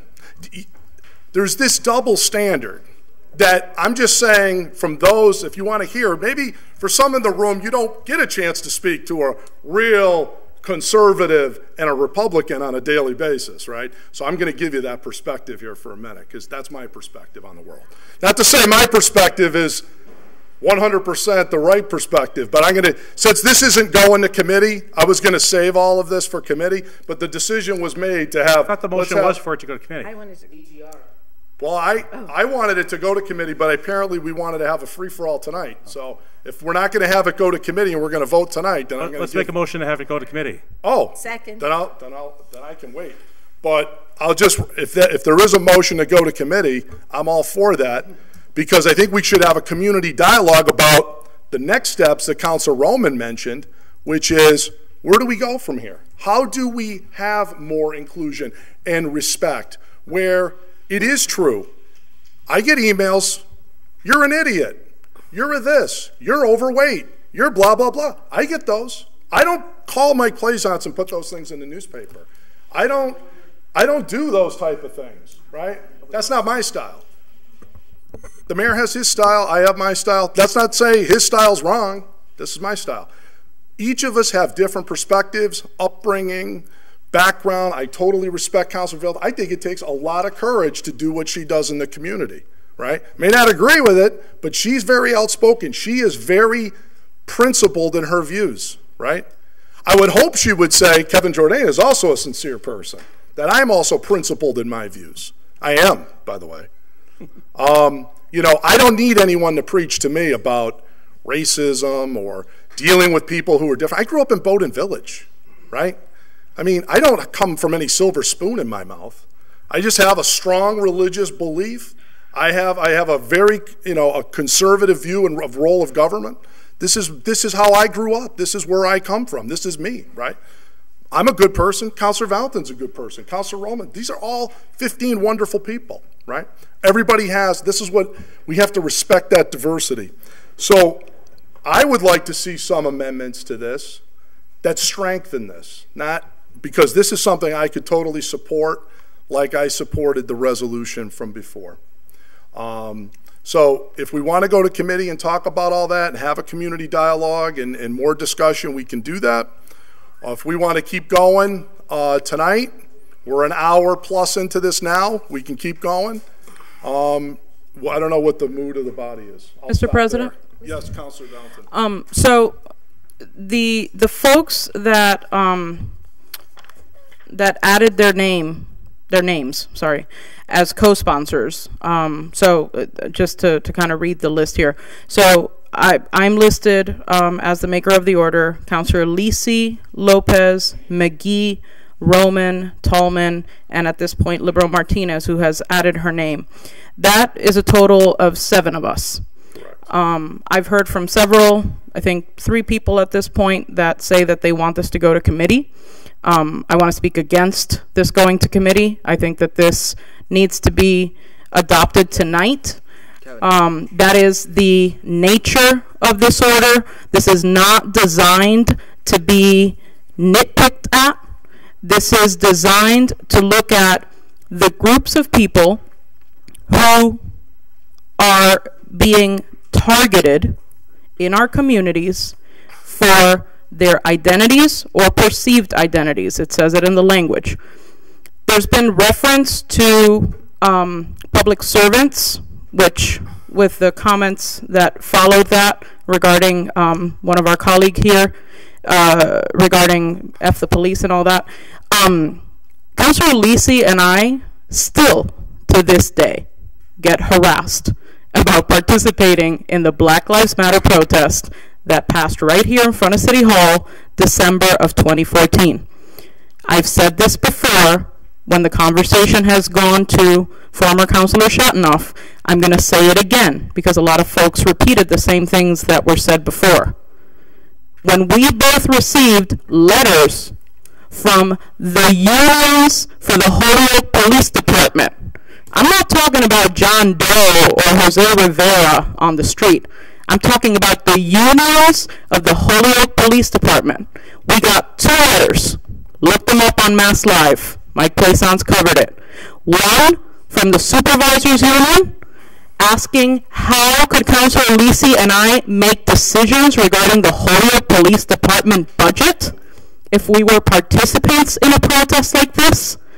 And another letter, which was beautiful, from the Petroleum Union asking us to step down as councilors because how dare we participate in an event like that. I said it back then, I will say it again. Councilor Lisi and I participated in that. We are proud of that. Show me the video where either of us were chanting F the police. You know why I can't find it? Because it doesn't exist. It did not happen, and I am sick and tired of continuing to say the same thing. It's like a broken record. And there were people in this body that fed into that. In this body. So don't come here and talk to me about let's all be unified, let's all do this, let's all do that. Why didn't you speak up for this person? Why didn't you speak up for that person? Because I'm still waiting for this body to speak up about how both Councilors Lisi and I were treated by the union of the Holyoke Police Department. And let me say it again. I am a supporter of the Holyoke Police Department. I always have been.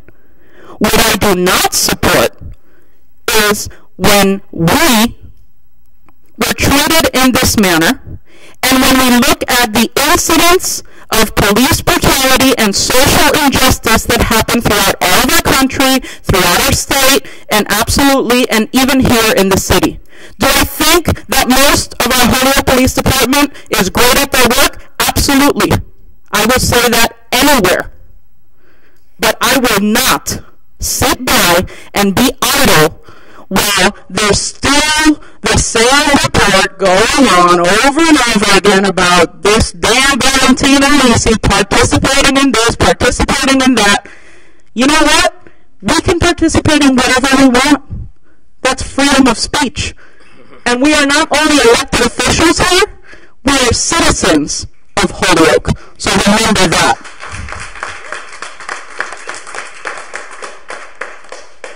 Make a motion to refer to the Department of Government Relations. Motion's been made. Is there a second? Second. To refer the matter to the Development and Government Relations Committee.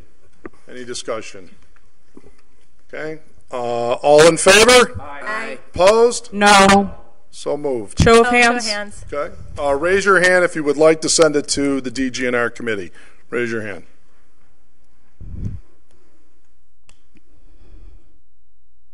Eight. Motion carries. Thought my hearing was working. Okay. Thank you very much. Mr. President, motion to suspend the rules and take up item number 43, please. 43.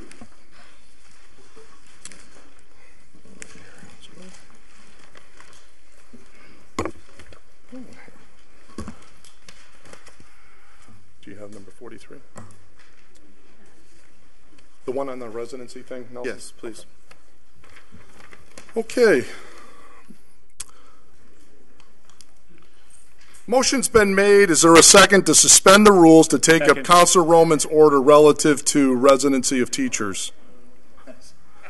All in favor? Aye. Opposed? So moved. Introduced item number 43 on our agenda. Introduced Councilor Roman. Ordered that the school department submit a breakdown of all teaching staff in the Holyoke Public School System and where they currently live.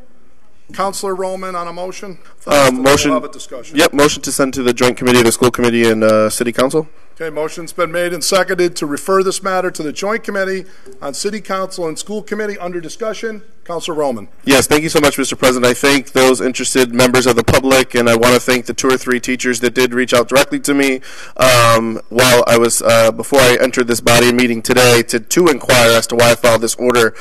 As many of my colleagues know, since I came into office, I've been asking along all department lines, including police departments, our department heads, our fire department, where are these individuals living? And we've had this amazing discussion in ordinance with regards to some of our department chairs and heads live in the city of Holyoke and others don't. So I'm looking comprehensively across the board at ways to strengthen residency requirements and at the same time bring up salary studies that we have talked about as a body as a way to entice more individuals to move into the city of Holyoke. Likewise, my partner is a teacher at Morgan School. He's a math teacher. And I am celebrating that fact. But even for us, it is difficult, and that's what this goes hand in hand with my gentrification mitigation order, for teachers on the salary that they're making to move and live in the city of Holyoke. And so for me, this order begins to have the conversation of what can we do as a community. And by no means tomorrow am I going to go out and require teachers to live in the city, but there's amazing communities like Chicago that just created an amazing teachers village to really entice and bring teachers to live in the communities in which they educate with things like amazing affordable rent rates and discounts for teachers. So this is that first step, and I thank Dr. Reich for already pre-sending that information in. It won't give out specific list of address, just the cities and towns, for me to then grasp and say, okay, what can we do as a body to A, pay teachers, firefighters, our part-time city hall employees or crossing guards more, and then allow them to move into this city. Because right now, even my partner and I, on our wonderful low salary, and I'll only be making close to 40 now thanks to our city council, $10,000 a year, will not make enough to buy a home in Springdale. When we looked 7 months ago, an average home was $60,000. It has now jumped to $135,000 in 6 months. So I truly want to begin to have this conversation on what we can do to better support teachers, looking at communities that have done amazing things like that. So that will be the conversation. Thank you, Mr. President. Any other discussion? Hearing none, all in favor of sending over to the joint committee? Aye. Opposed? So moved. Go back to regular order. Second. Regular order.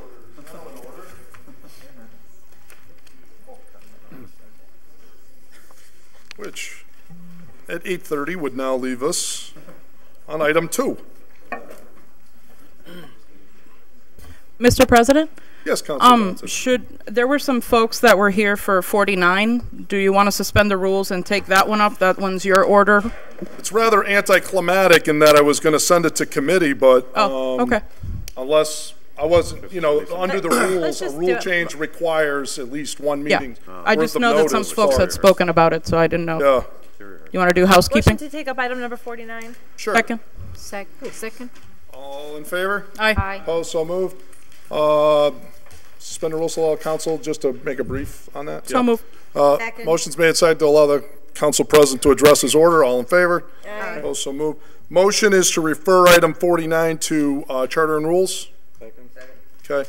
Briefly under discussion, just for benefit of all of our friends in the audience or anybody that had spoken to it or any concerned citizens, this rule is basically just a codification basically of what we've been saying for the last 10 or 20 years at every city council meeting, which is God bless America, God bless the city of Holyoke, and God bless the city council, and God, we need all the blessings we can get.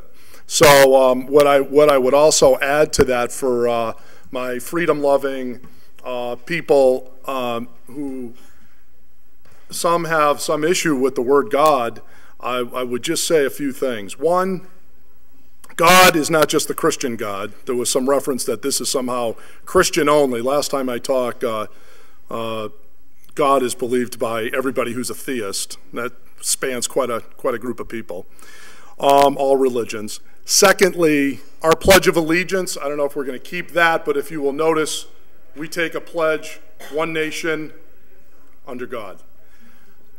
Every piece of U.S. currency that we hold, to whom do we trust? In God we trust.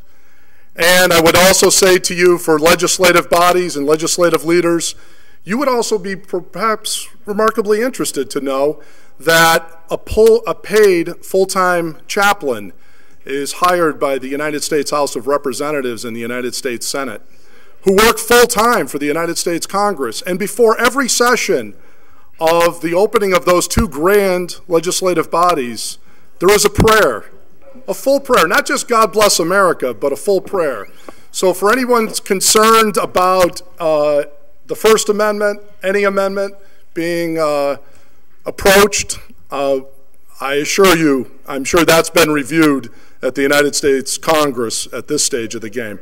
So anyways, on that note, God bless America, and I'd ask that this order be sent over to committee. And it would be interesting to note, by the way, for the person who was somewhat concerned about a Christian overture, God bless America, that expression comes from the song from Irving Berlin, who was a great Jewish gentleman who authored that in 1918, although really not made famous until 1938 with the singing by Kate Smith, as we know, the very famous singer. So anyways, on that note, Charter and rules? over to committee. Yes, sir. Charter and rules? Charter and rules. Second. I would like to add something. Oh, yeah, if sure. we're blessing people, we should bless all the citizens of Holyoke. I like that idea. Let's do that. Let's add that to it. Yeah. So let's bring that up in committee. God bless everyone. Yeah. Just like Tiny Tim said, God bless us one and all. Motion to include the youth counselor's amendment. Second. Well, yeah, he can't make motions, but would you like to? And I'd be happy to second that. Yeah, motion to include the language and God bless all the citizens of the city of Holyoke. Yes. Yeah. Great. Well, I do have God bless Holyoke, but God bless all the citizens of Holyoke? All right, I like that. God bless, how about God bless Holyoke and all its citizens? You like that? I'm on board with that. Okay, so amended. All in favor? Aye. Opposed? So moved. Motion as amended to send over to the Charter and Rules Committee. All in favor of that? Aye. Opposed? So moved. Thank you. Now, that brings us to item 2. Thank you for that suggestion. Very good. Okay. Communication from our city clerk and our faithful administrative assistant. It's the minutes of our November 15th, 2016 meeting. Is there a motion to receive and approve? Motion to receive and approve the minutes. Second. Okay, is there a second? Any discussion? Hearing none. All in favor? Aye. Opposed? So moved. Item number 3. Item number 3 is a communication from our city auditor, Mr. Schmidt.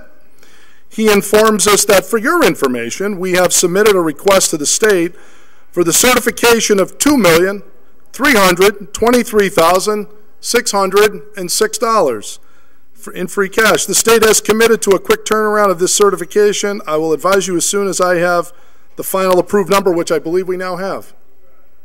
Is there a motion to receive this? You think you forgot a number? Huh?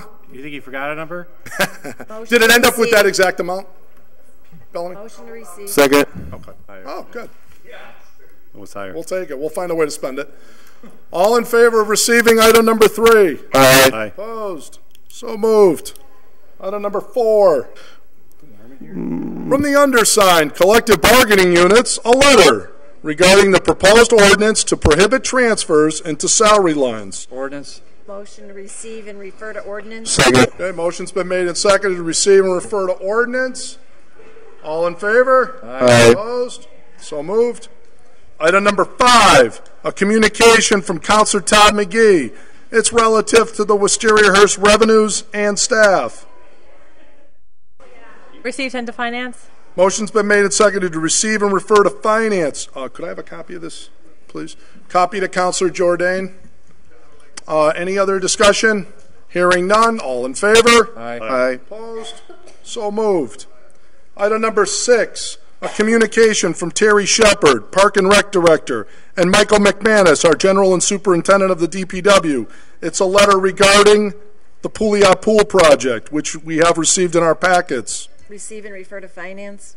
Motion has been made and seconded to receive and refer to finance. Any discussion? Hearing none, all in favor? Aye. Opposed? So moved. Item number 7 from the Holyoke Water Works. This is relative to some orders introduced by various counselors. It's a communication from Dave Conti. Was this in our packet?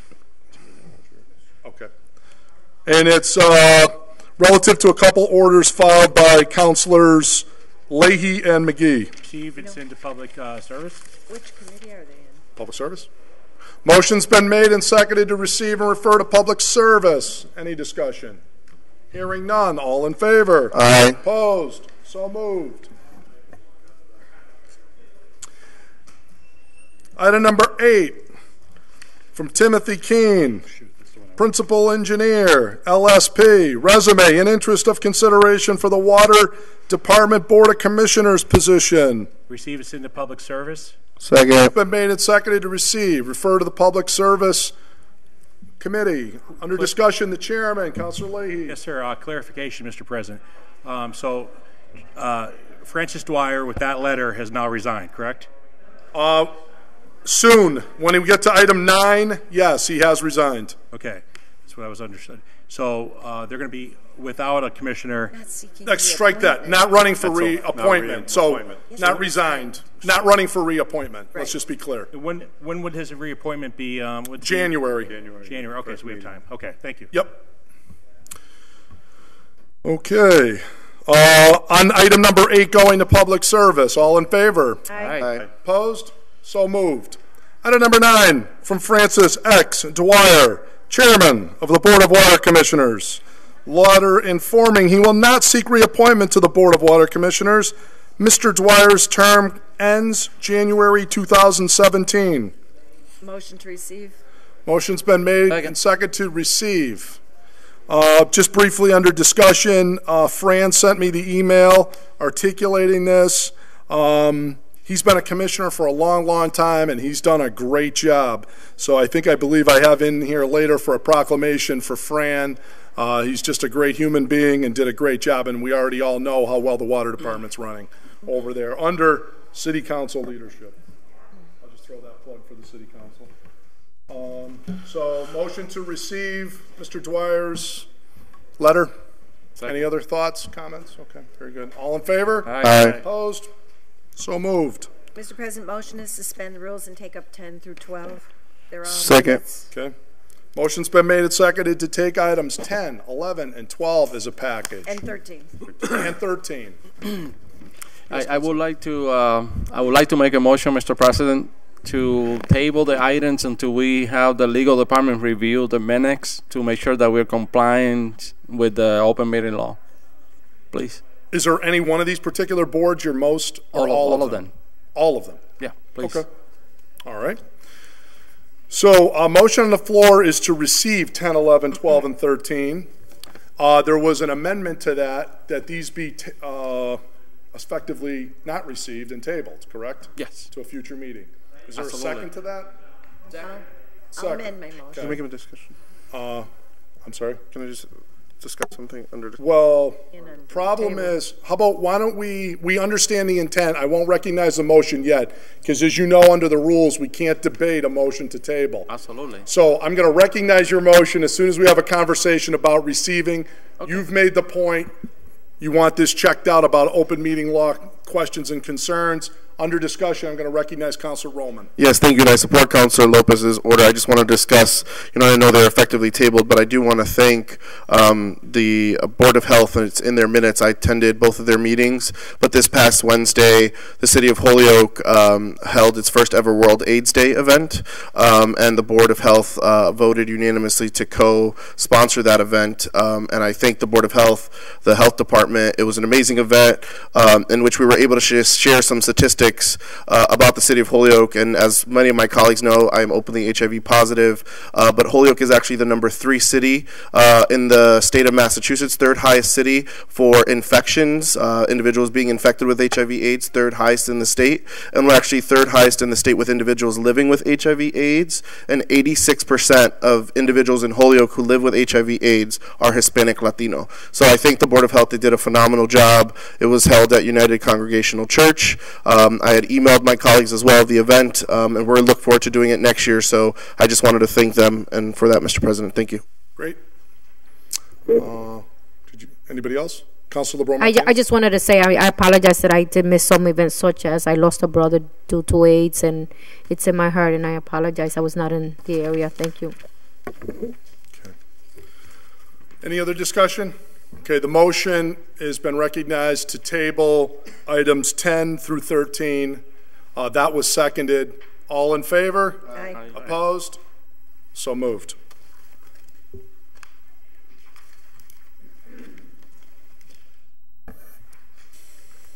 And implicit with that also is the request the law department to take a look at 10 through 13 and just make sure everything's okay. Thank you. Thank you. Item number 14. Item number 14 is a petition from, I try my best to pronounce this, Liscati Development Corp. A zone change from R2 to BG at 527 South Street. Receive, sent to ordinance at a public hearing. Okay, motion's been made and seconded to receive and refer to Ordinance Committee. Under discussion, any? Yes, sir. Councilor Graney. If I might, through the chair, to ask the councilor of Ward 2 that location, where it is, and if he's aware of it. 527 South is, to my knowledge, in Ward 3. Yeah, Councilor Bartley, you want to weigh in? South. 527 South? South. I thought it said Southbridge. I'm sorry. Oh, I'm sorry. 527 South. South Street. Huh? I know where South Street is. I'm good to go. I mean, 527. I mean, you know, do you know where the corner? You know, 119 Main Street is. I mean, it's in the middle of South Street. It's like halfway up the hill. It's, you know, it's near Nappy's. It's near TNT Pizza. It's my best recollection. You know, it's near Hibiscus. You know, I'm across from the vacant lot. lot. Where I mean, I don't know every address in the ward. I mean, I'm pretty good though. I mean, but we expect. All right, hey, I don't want to have to use this again. It's already been out a couple times tonight. Russell Terrace. I'm just kidding, but I can't picture exactly. Starting to get a little crack on one of the handles here. My best recollection of 527 is it's the empty lots across from TNT Pizza. That's a guess on my part, but I believe that's approximately that area. That's exactly where it is. Yeah. Okay, great. It's a gift. You know. I have a lot of weaknesses. That's one strength, geography. Motion on the floor is to send it to ordinance. Any discussion? Yes, Councilor McGivern. Google Map agrees with you. Oh, thank you. All in favor of sending to ordinance? Aye. Aye. Opposed? So moved. Thank you, sir. Joe, wasn't there a school there at one time? Okay. That's right. That's right. Elmwood. Yeah. Elmwood School. Yeah. Elementary? Yep. Interesting.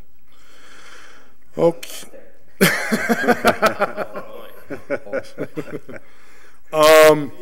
Item number 15, petition of Williams Auto Sales, Inc. for a special permit for outdoor sales lots for new and used motor vehicles and marine and recreational vehicles, 7.2.13 at 123 Sargent Street. Receive, sent to DGR. Okay, motion's been made and seconded to receive and refer to DGNR. Any discussion? Oh, darn it. Hearing none, all in favor? Aye. Opposed? So moved. President's report, my favorite part of the meeting.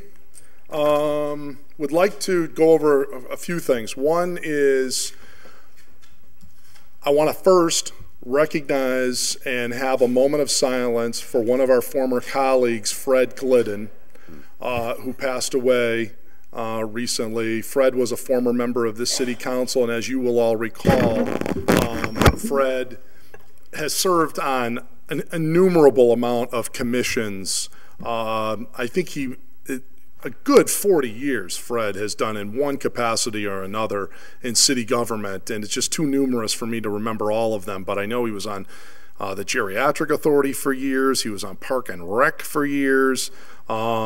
He's been on a number, including this city council, and Fred was a great citizen, and he's definitely going to be sorely missed. So a moment of silence for Fred Glidden, please.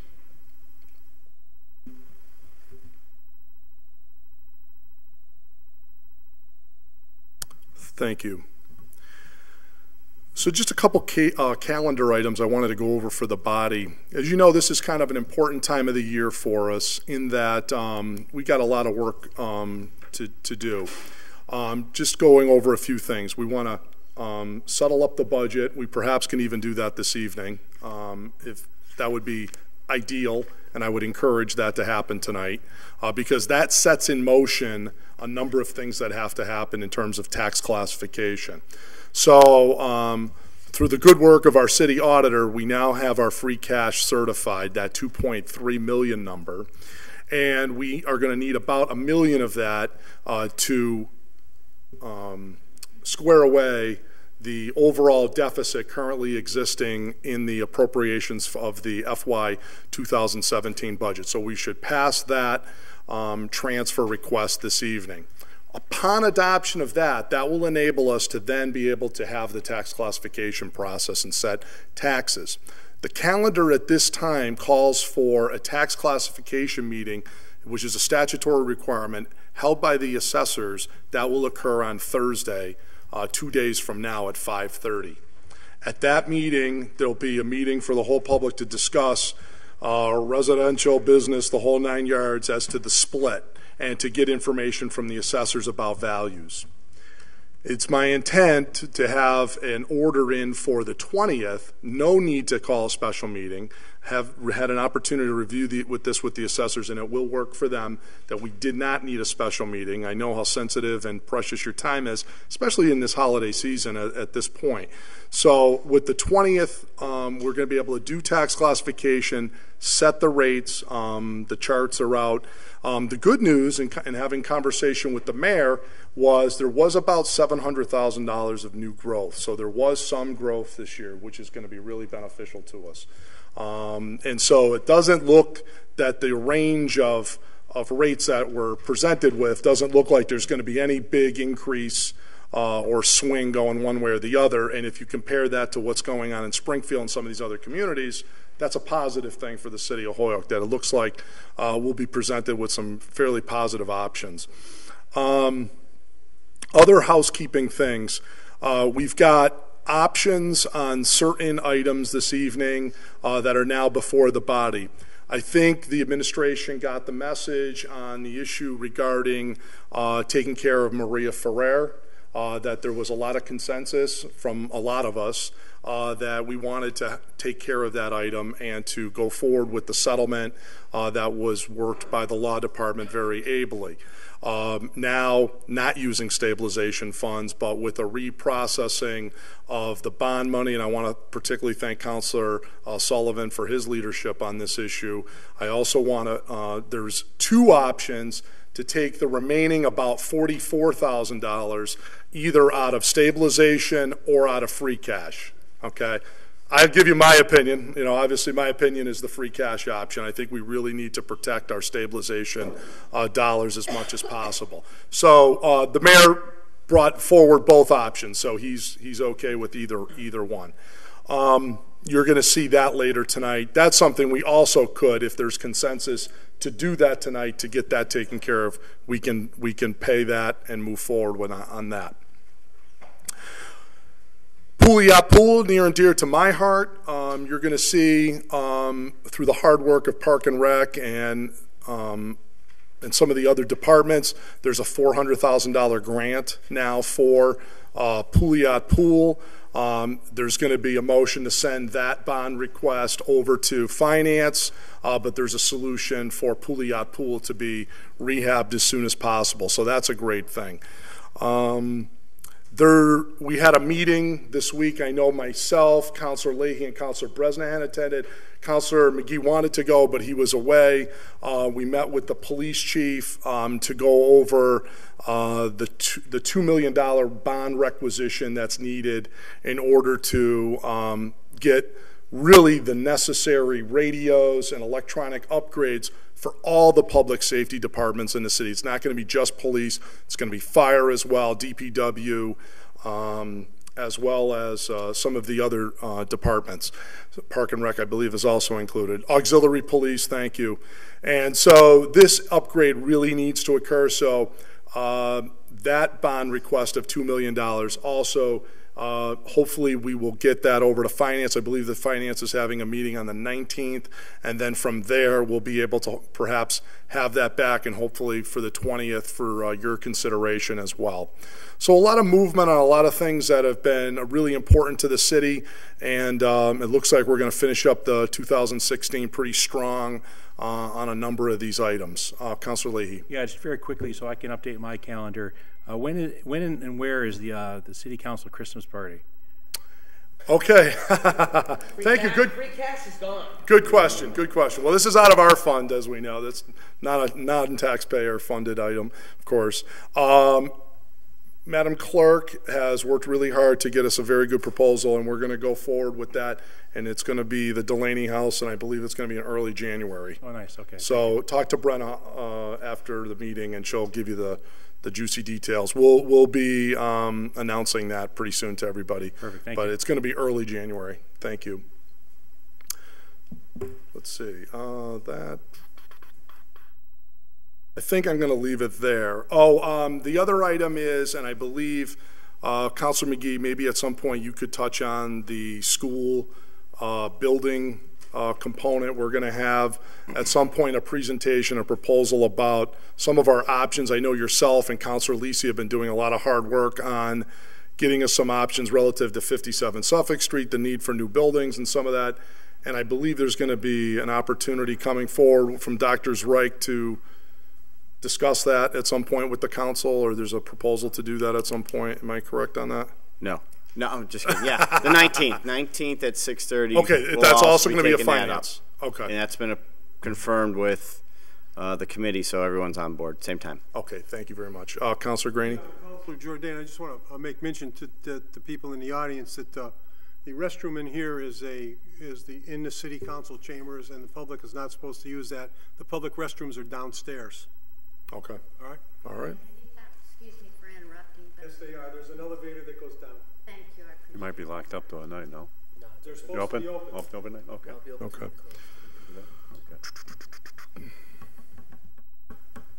I think that covers all the big ticket items. So anything I miss, I'll pick up at our next meeting. So a lot going on. All right. So that's President's report. Moving right along. Reports of committees. Ordinance 16A. The Committee on Ordinance, to whom was referred an order that no person shall be appointed to any board or commission if any taxes, sewer, or water bills are unpaid.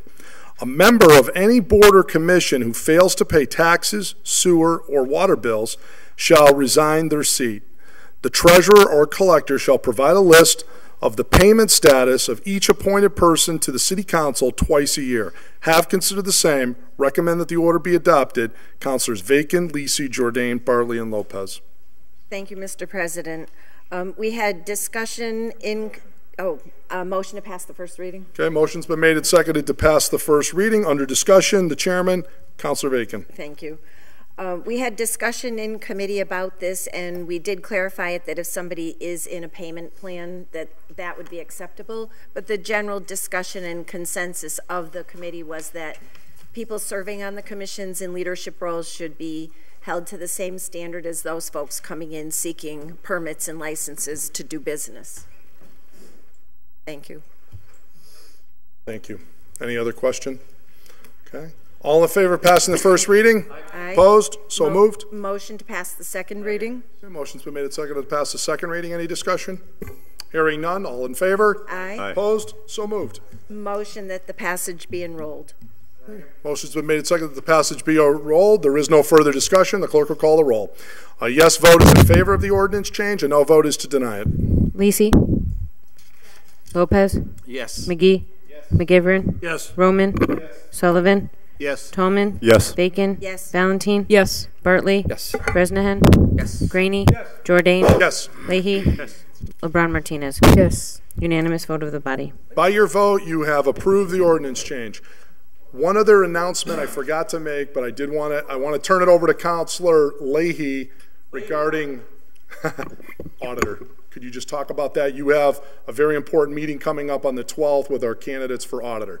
Just want to go time, and we have I believe you put out a packet, right, of all the candidates. Yeah. So Ryan should have the packet both emailed to everyone, and also for the one person that doesn't have email, Councilor Graney. You can get the packet physically. I've already reviewed them, 7 of them. Oh, look at that. He's on top of things. So please come down here and any questions. That's the night we're going to dole it out. In the following meeting, we're going to appoint the auditor. All right. Thank you very much, Councilor Leahy. 16B. The Committee on Ordinance, to whom is referred an order that pursuant to the Public Safety Committee recommendation, June 21st, 2016, the Ordinance Committee adopt an ordinance changing the DPW's policy-making procedures on the ability to limit Holyoke residents from use of yard waste due to taxpayers' trailer size. The DPW's argument is that it is looking to stop contractors from using the yard illegally by imposing a blanket policy that impacts tax-paying residents instead of doing their due diligence to stop the illegal use. Have considered the same, recommend that the order be adopted. Councilors Vacan, Lisi, Jordan, Bartley, and Lopez. Motion to pass the first reading. Okay, motion's been made and seconded to pass the first reading. Under discussion, Councilor Vacan. Thank you, Mr. President. This issue has come up in a variety of committees over a number of years, and this year we were able to have some good discussion with our new superintendent, Mike McManus, and we've come up with an ordinance revision that will extend the length of the trailers up to 10 feet.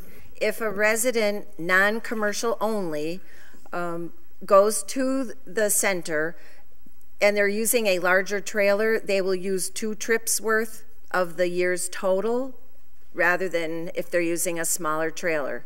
And to be clear, it is for non-commercial only. This is for residential use, but I know a number of us in a variety of wards have had constituents coming to us just aggravated about this. So we're hoping that this will resolve the matter without putting an undue burden on DPW either. Thank you. Great. Councilor McGee. Yeah, I fully support this. This came to me and I filed an order on it to get this changed. And what we learned was arbitrarily the DPW can make a rule, which then taxpayers who are doing leaves or brush, bringing it down there, are being told they can't, a taxpayer. Just because they can't physically figure out how to impose commercial vehicles not going in there. That's not right. So I'm glad that the ordinance committee took this up and they came up with a compromise, because one of the gentlemen who called me was an 80-year-old gentleman trying to bring his leaves down. An 80-year-old. Loaded everything up only to have someone tell him he's not allowed there. It's a taxpayer.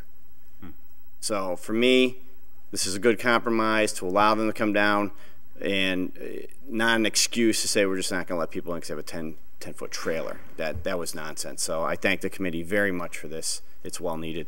Great. Councilor Bresnahan. I just want to point out that it costs the city of Holyoke money to get rid of those leaves that we let the taxpayers pay to dump, which I use the place myself. I would also point out that if you put leaves out to your curb, the city will come pick it up for free as well. The problem is there's a lot of private landscapers that don't put signs on their trucks that use that facility. It's costing the city taxpayers. It's not free. We have to pay to get all that out of there. So, I mean, I think the order's good. You know, it should, I mean, you know, Bill Fuqua, who was here for 30 years, didn't think it was a good idea. the new DPW director does, that's fine, but I just want everybody to know it's not free, but it is free if you put it out to the curb. The big trash trucks will come out, whether you put it in a recyclable trash bag or a regular barrel, so people don't have to drive it down there. They can just put it out to the curb. True. Mr. President. Just one moment. Councilor Tallman. Yeah, I just want to thank the committee for taking this up. I actually, a couple of weeks ago, went down there on my day off and actually stayed there for about a half hour seeing people coming in, and some of the trailers, one person that turned away. And I know the gentleman you talked to, he contacted me, and I talked to him about it and mentioned about bringing the stuff up, but he was really disappointed that he couldn't actually bring the, haul his leaves down there. So they're in a tough position too down there because, trying to see who's good, who isn't good, who's the commercial person that's raking leaves and making money and dropping them off, and it's difficult. But just sitting there for half an hour and getting a viewpoint from the taxpayers and plus the people that are working there that have to deal with pretty much irate customers, sometimes they have to turn people away, is not an easy thing for them to do either. So hopefully this will help out, be good for the DPW, the gentlemen working down there, and also the taxpayers. Councilor Bacon. Just by way of clarification, through the President, the committee did leave the door open with the superintendent that if there were unintended consequences or if the burden became too heavy and there were problems that arose, that we would be open to looking at it again and reconsidering what we did. Thank you. Councilor Bresnahan. Was there any discussions about the overtime costs on weekends to staff that facility at all? Through the chair, we did not get into a discussion of how they're staffing it or the hours. It was just simply a matter of if somebody had an 8-foot trailer instead of a 6-foot trailer, couldn't they just dump their leaves off? That was really yeah, it was a narrow focus. Thank you. Okay, Councilor Lisi. I just wanted to add that I thought that the new superintendent had a really creative solution in that we're going to allow up to the 8 feet, but then you'll get charged if you have that larger trailer because you're dumping more, or sorry, not charged, but you'll have 2 trips on your card deducted. So I do think that it's a really fair and creative solution. I just want to applaud him. Very good. Anybody else?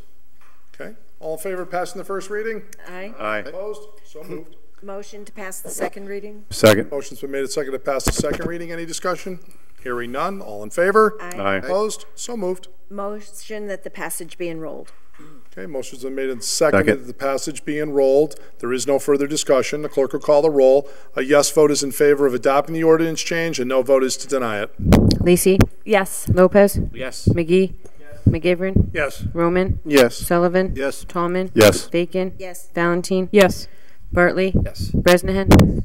Graney? Yes. Jordan? Yes. Leahy? Yes. LeBron Martinez? Yes. Unanimous vote of the body. By your vote, you have adopted the ordinance change. Thank you.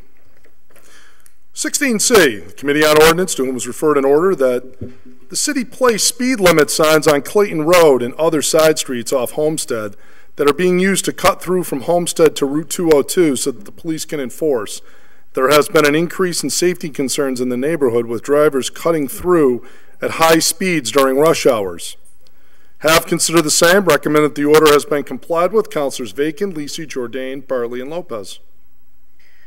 To receive and adopt the committee report. Motion's been made and seconded to receive and adopt the committee report. Under discussion, Councilor Bacon. Thank you. I'll try not to belabor this too much, but it's a little bit more complicated than it appears. I've been getting repeated complaints from people on all the side streets up there. So we did bring it up with our new superintendent. And the problem we run into with attempting to lower the speed limit is that in order to make that determination, a speed study is done.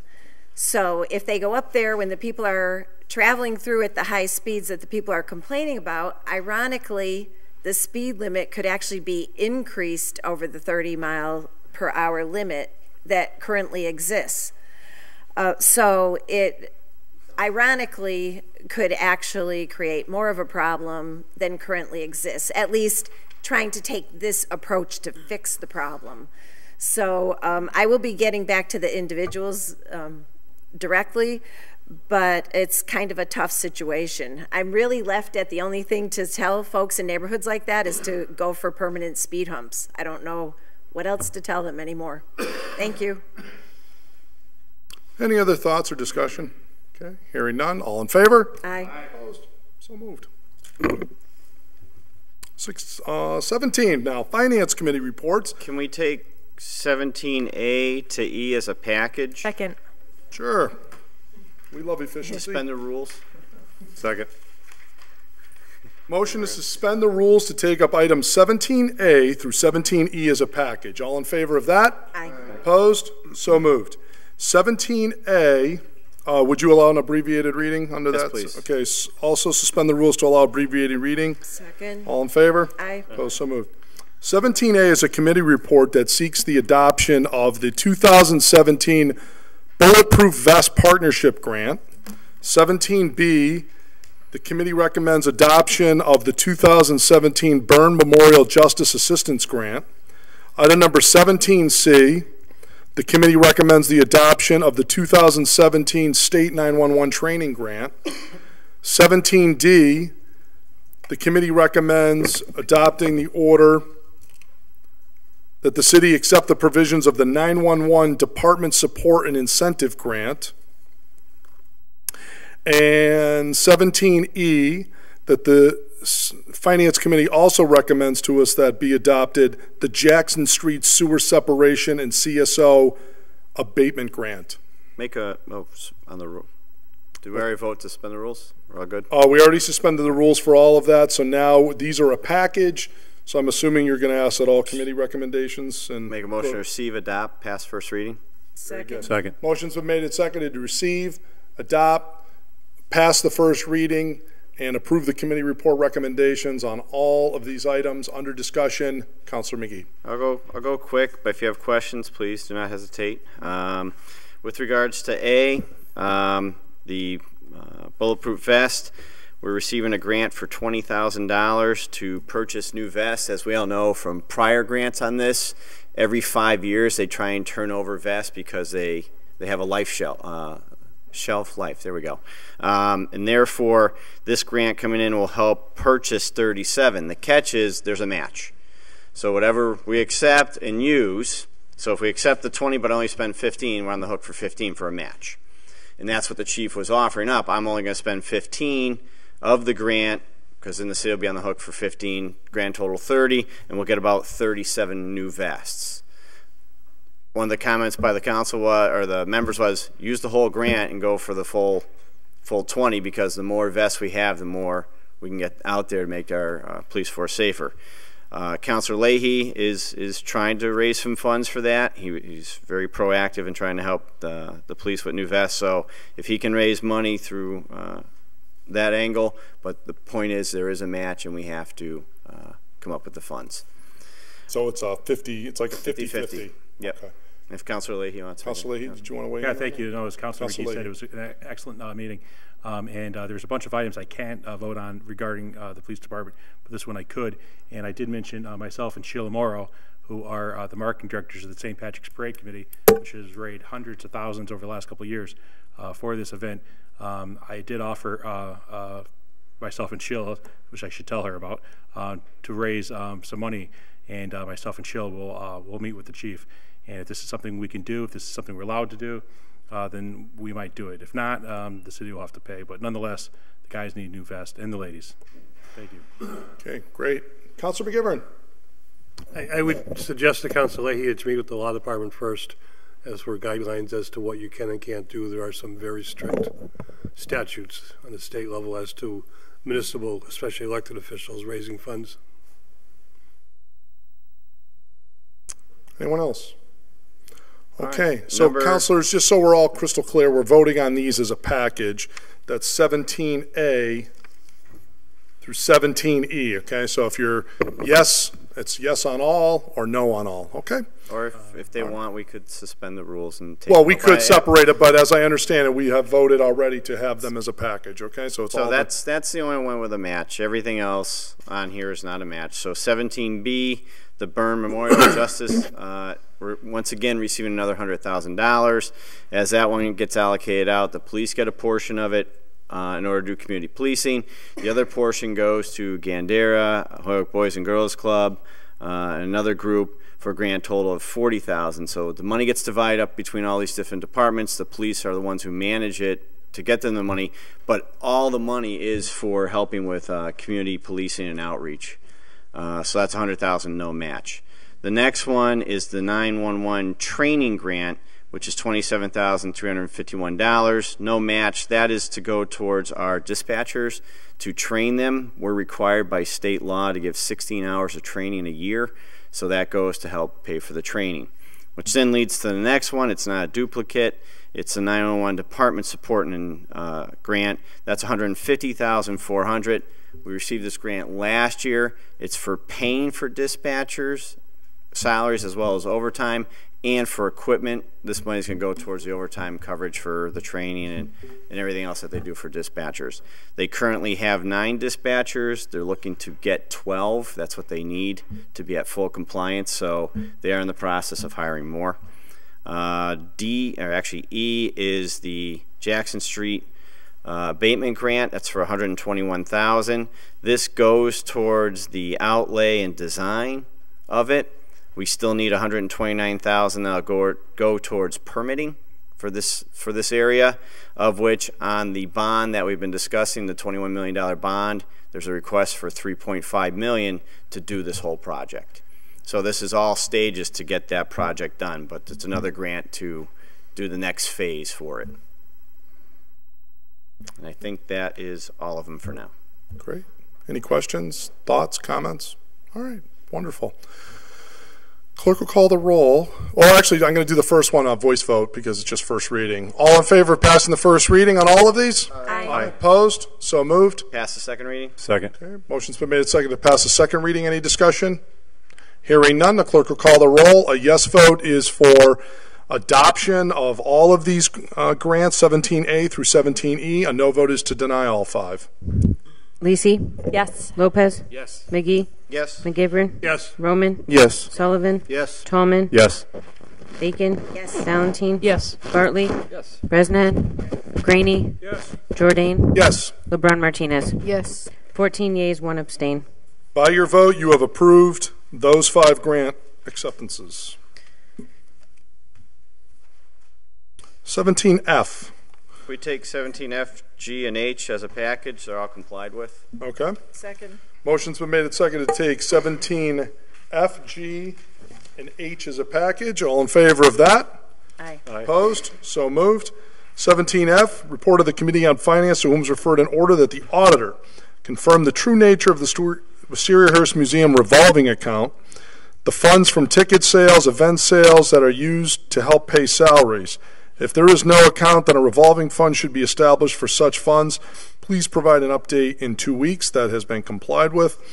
Item number 17G, the Committee on Finance, to whom is referred an order that the Finance Committee request the following information before voting on the Mayor's bond proposal: current city liabilities with actual bonds, including school projects, current payments of city bond liabilities, Finance Committee discussion of the submitted bond, item per item before having a final vote. Perhaps the Finance Committee should create a priority listing for the bond proposal. 17H, order that the mayor and legal department put together only one claim agreement for all complaints related to the demolition of the Essex House, i.e. Maria Ferrer, Salsa Renge, Old San Juan Bakery, and others, in order for the City Council to take care and discuss of all of this business claims at once, not in a piecemeal fashion. This will ensure that all businesses are treated equal.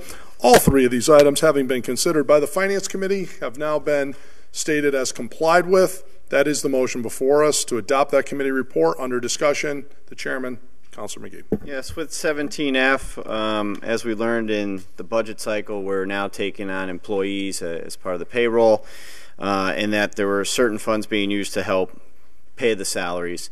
The revolving fund has been there since 2001. Bellamy came in and discussed it with us, and then we did receive from Wisteria-Hearst the number of employees, how everything's broken down over a period of time. That has been sent to us. So they're in compliance with what we requested. For 17G, we've been having several meetings with regards to the bond, and Bellamy did provide us a detailed analysis with regards to the bonding and where we stand, what we can and cannot do. And then the final one is with regards to the Essex House.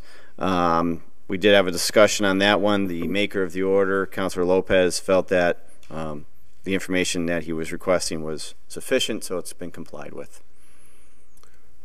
The law department was going to give us a legal opinion on the issue related to grants and contributions being made to the Wisteria Hearst, as well as those funds being used for the purposes of paying salaries. As we know, these, like for example, these last 5 grants that we just authorized, anytime the city accepts money from anyone, the city council has to approve that. And so the question is, are monies just going into this revolving account, being expended out of this revolving account without coming for each individual approval of the city council as they're raising money into this revolving account? And so we were kind of looking at a review of that, because my understanding is if they go out and raise $10,000 or $2,000, that has to be accepted by the city council before it can go into the revolving account and Wisteria Hearst begin to spend those for various purposes, including salaries. So I just want to see if we touched on any of that, perhaps, or that's still out there. This was, the monies that are going into this account are the event rentals, admission fees, tickets from those events. So nothing from grants actually go into this account. So if they go out and have a concert there and collect those revenues, that's what's going into the revolving account, which then is being used to help cover the cost. No grants. Very good. If that helps you. That helps. Yep. Thank you. All right. Before us is this the committee report that this has been complied with. Any other discussion? Hearing none. All in favor? Aye. Opposed? So moved. We had no public safety or public service committee reports for this particular meeting. We're now on to development and government relations. Beginning with item 20A.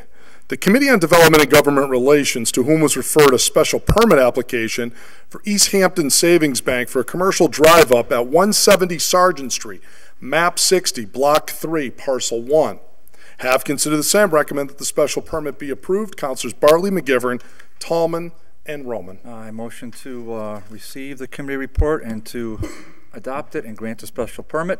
Okay, motion's been made and seconded to receive the committee report, to adopt it, and to approve the special permit for East Hampton Savings Bank. Under discussion, the chairman, Councilor Bartley. Yeah, I was going to do show and tell, but it's not as easy as I thought it would be. But I've got a nice pretty picture here of the building and a map. So a drive-through permit was proposed for East Hampton Savings Bank and 170 Sargent. Just to orient, I think most of us know, is between the CVS and the senior center. It's a vacant lot. There was a school in that building that was demoed several years ago, and it's been a vacant lot since that time.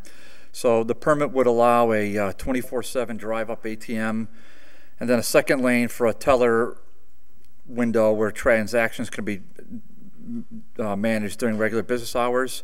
The appearing before the committee were no one from East Hampton Savings Bank, but there was a gentleman from Heritage Survey and then an architect. They provided renderings to us, which were pretty handy. We have them here. I can certainly take them out if any council member wants to look at them or put them on the table.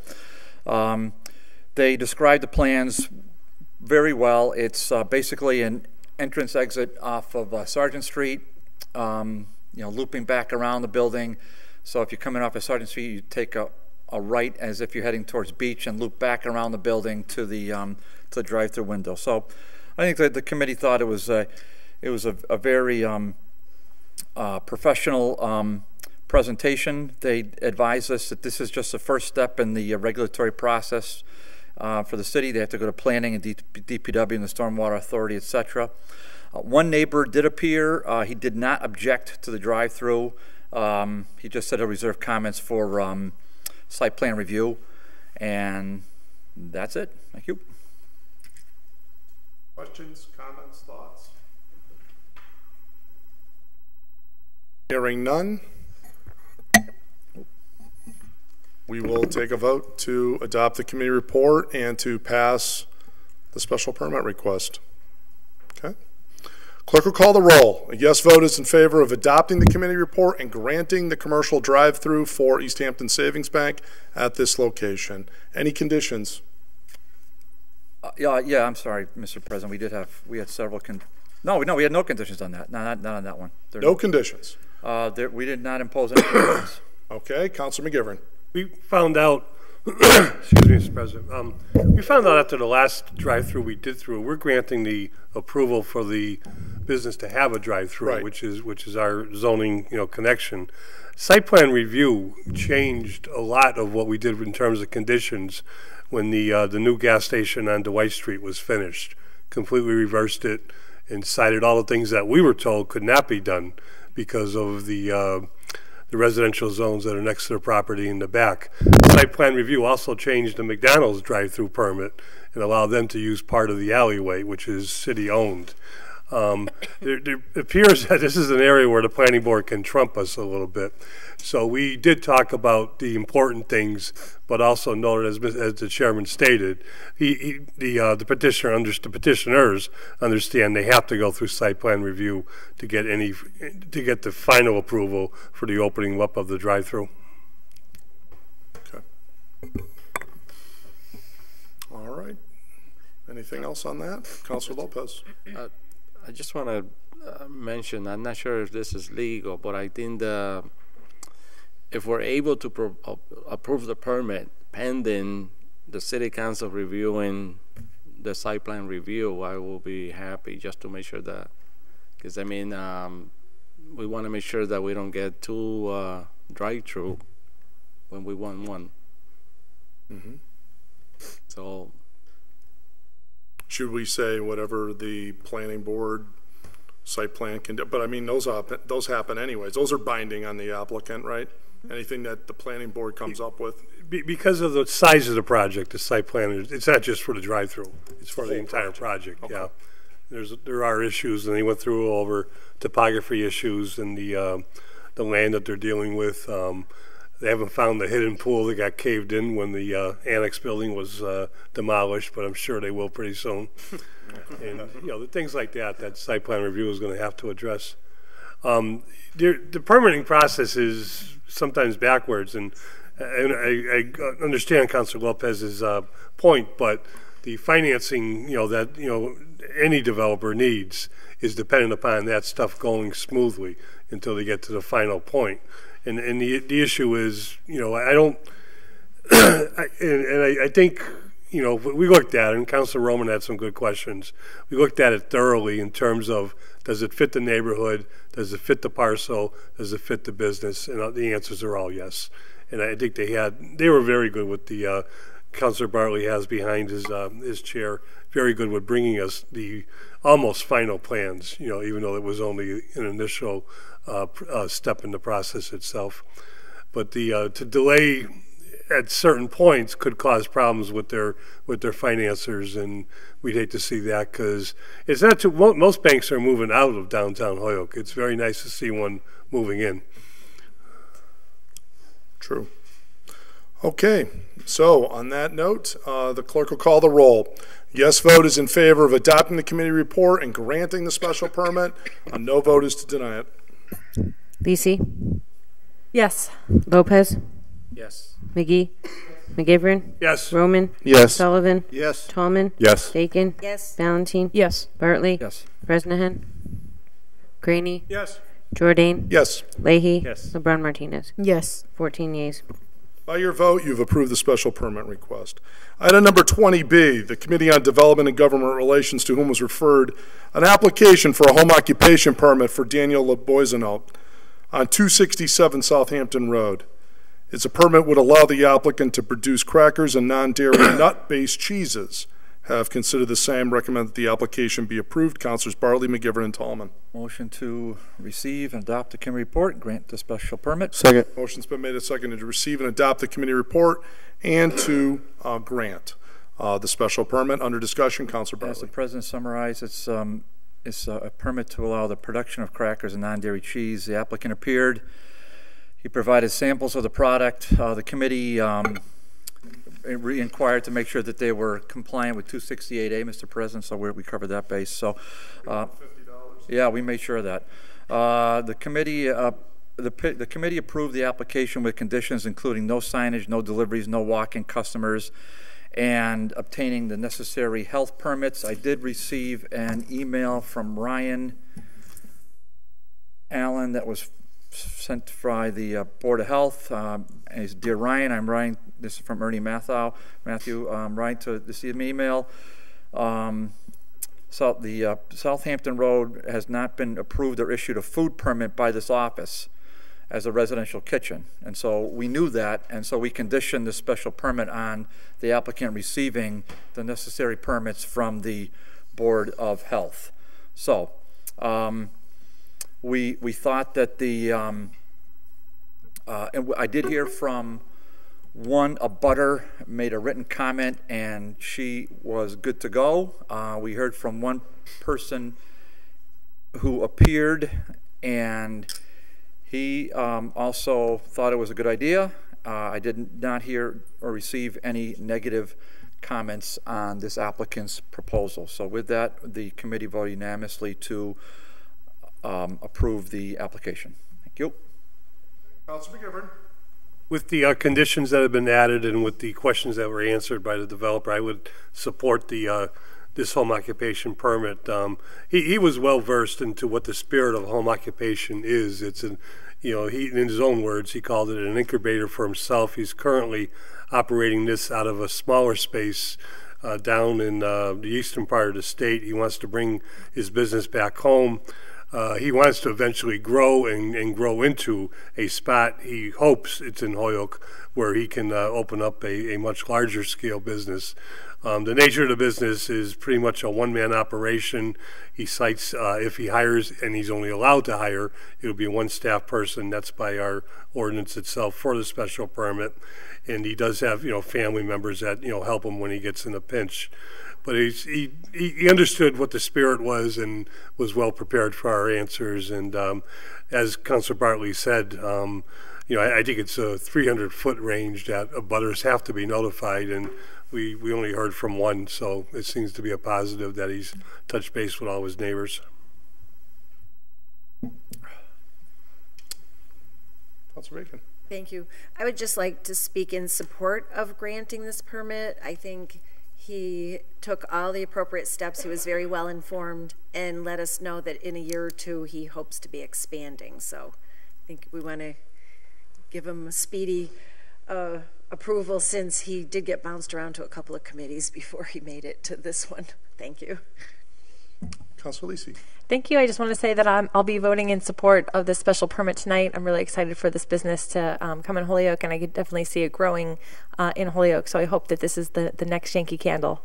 Let's hope. But we hold on to it instead. That's right. Time. Exactly. Why not? That's right. Okay, great. So, any other discussion, thoughts? The same thing. Okay. All in, dear clerk, please call the roll. A yes vote is in favor of this wonderful special permit for this business, Mr. LeBoisenau. A no vote is to deny that. Lisi? Yes. Lopez? Yes. McGee? McGivern? Yes. Roman? Yes. Sullivan? Yes. Tallman? Yes. Bacon? Yes. Valentine? Yes. Bartley? Yes. Bresnahan? Graney? Yes. Jordan? Yes. Leahy? Yes. LeBron Martinez? Yes. 14 yeas. Thank you. By your vote, you have approved the special permit for Mr. LeBoisenau. Item number 20C is a report from the Committee on Development and Government Relations, to whom is referred an order that, with CDBG funding coming around again, the mayor be invited to attend any DG&R meeting relative thereto. Further, please consider designating $100,000 of CDBG funds for business facade improvements. As a suggestion, the grants to business should require matching funds of at least 25%. Recommend that the order has been complied with. Motion received the committee report. And adopt it, I assume? And adopt it, yeah. Okay, motion's been made and seconded to receive and adopt the committee report. Under discussion, the chairman, Councilor Bartley. Yeah, thank you, Mr. President. So this is just an order I thought it was a good idea, and then I just gave a brief overview last night. There really isn't much to add. I said that just seemed to me we have a whole series of facades in the business district that are a little dated. I could point to Oscar Bales as one. Been out of business for a little while, so still sitting there. I did hear from the mayor's office. Didn't have much interest in attending the meeting. He said the program is good to go. I did hear from the director of CDBG. There is money in this account, Mr. President, to give facade grants. In the 5 years, in the last 5 years, so far the CDBG fund has given out a total of 1 grant from the facade program, and that's for a property on Race Street. So we've got 1 so far. So I don't know if there's a willingness from CDBG people or from the mayor's office to sort of try to expand this in any way, but that was the extent of the conversation. I just want to add one other thing, Mr. President. We did have a very good discussion relative to the other order I filed, that you filed with me, concerning the display for outside so we can post meetings. That was an excellent discussion, and the whole committee participated. We tabled that, and this committee will meet again in early January, and I expect to have something produced at that time for our second meeting in January. Not to put the clerk on the spot, I don't know if you or her would maybe have an update. I know we were going to make a request to Mr. McManus about getting those boards put out in front of City Hall for meeting notices as a backup to our, from time to time, issues with the internet. Yeah, Mr. President, you know what, we've had a long meeting tonight, but I don't want to, so we'll get into it in January. Okay. But they're going to be there soon. Okay, so okay, so well, we'll buy special weatherproof ones, you know. Right. Whatever they cost. I think we'll get bogged more than we already are, Mr. President. It was like I said. We tabled the item, Mr. President, because we weren't on the same page. Interesting. Well, we were close. Okay. Well, no. Well, the committee not bad, but the committee was on the same page.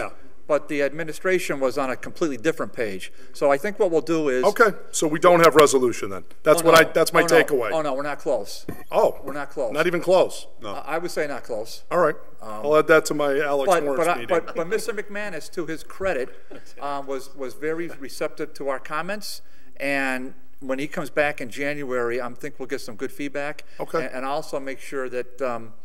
Well, I mean, the Madam Clerk knows of all our meetings, so you know she's welcome to attend any one and provide either input at the meeting or beforehand. Okay. So that would be more than welcome. I don't want to sidetrack anything. Thank you. It's a good update. Okay.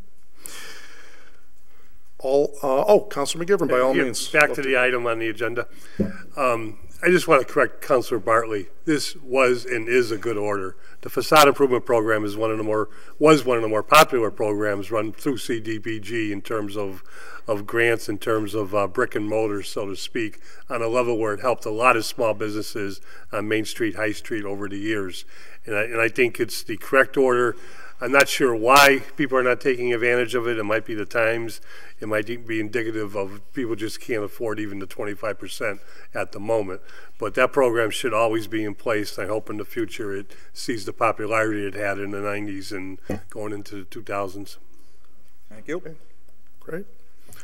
All in favor of adopting the committee report? Aye. Opposed? Mr. President, can we suspend this, take 20D, and if it's okay with the makers, I was hoping we could take 20D and 20E as a package. Okay. Motion has been made and seconded to suspend the rules to take 20D and 20E as a package. All in favor? Aye. Opposed? So moved. 20D, the Committee on Development and Government Relations, to whom was referred an order that the John J. Lynch Junior High School be returned to the school committee forthwith for proper disposition, have considered the same, recommend that be denied. 20E, Development and Government Relations Committee, to whom was referred an order that the City Council do whatever is necessary to preserve the John J. Lynch School for the people of Holyoke. This includes doing a feasibility study to move the school department offices to that location, to open the building for all educational and recreational purposes for our children. This should come to fruition prior to the opening of school in September of 2016. Have considered this, recommend that this order also be denied. And that comes to us by way of Councilors Bartley, McGivern, Tallman, and Roman. Yeah, motion receive and adopt committee report. Motion's been made and seconded to receive, adopt both committee reports. Under discussion, Councilor Bartley. Okay, so I had a chance to talk to one of the makers of the orders tonight, and we could have gone either way with we leave to withdraw or denied, or it was tough to say comply with. So I just want to say that out loud. The committee had a really good discussion last night, and we weren't sure what the best path was to move these out of committee because of the wording of each. I would note that I heard from the makers that there's been some progress, and that there's now since there's now a committee that you referenced tonight, and Councilor McGee referenced, Councilor Lisi referenced tonight, of school building, and that's meeting on the 19th of December. Furthermore, it was really important to me, Mr. President, when we had a tour of Lynch School on the 10th of November. It was very informative, and I'd never been in the whole property until that night, and so I just want to say to the makers of the order, your orders are just excellent. I can understand now more fully just how important John J. Lynch School is to the makers of the order. There's no reason that they can't refile something and we can reconsider it. I want to, I'm always speaking for myself at this point. I found that building to be just a beautiful place with, I'd only been in the gym, many times. I'd never been in the classrooms or the auditorium or the library. I'd never seen the built-in bookcases. The layout was incredible. I finally understood the emotional attachment to the building, and I can really appreciate why these counselors filed two excellent orders here. I mean, there's so much merit to it. Again, it was just my ignorance from not having ever been inside that property beforehand. So why maybe I didn't fully understand these until now. The committee did talk about how the Lynch property, maybe it's more conducive in these times to economic development as opposed to education. It's just not the greatest setup for school buses. That was brought up last night as well. I mean, it's just its proximity, Mr. President, to exit 17A off the state highway that really makes that an economic development winner. But we all know how important Anniversary School field is. We all know how important that the basketball gym is used on a regular basis, and with not as many gyms as available as when I was a person growing up in Holyoke. It's it's just a vital property to try to preserve in that sense. And then I finally, Mr. President, since we've had these come up, I've conferred with more than a couple of former John J. Lynch teachers who just, it's just an emotional attachment to the building and to the students that were there. So I get it. I'm willing to, change the recommendation of this order. It sounds kind of harsh the way it's written, and it was not the committee's intention to make it harsh. I mean, every person on that committee last night said more or less what I said. They really appreciated the orders, but at this point, just because the wording is, it's a little bit direct. We felt like it put us in a box, if you will, and so that's why we worded the way we worded. And I'll leave it there. Thank you. Any other thoughts, Councilor Sullivan? Yeah. In addition to what was already said, the other thing I'd like everybody to keep in mind as we go forward with this, or other motions may come forward, the new rules as far as asbestos, not only remediation, but renovation and stuff like that, the costs of doing something there are dramatically prohibitive. If this is turned over for commercial development and stuff like that, they're not governed by the same rules.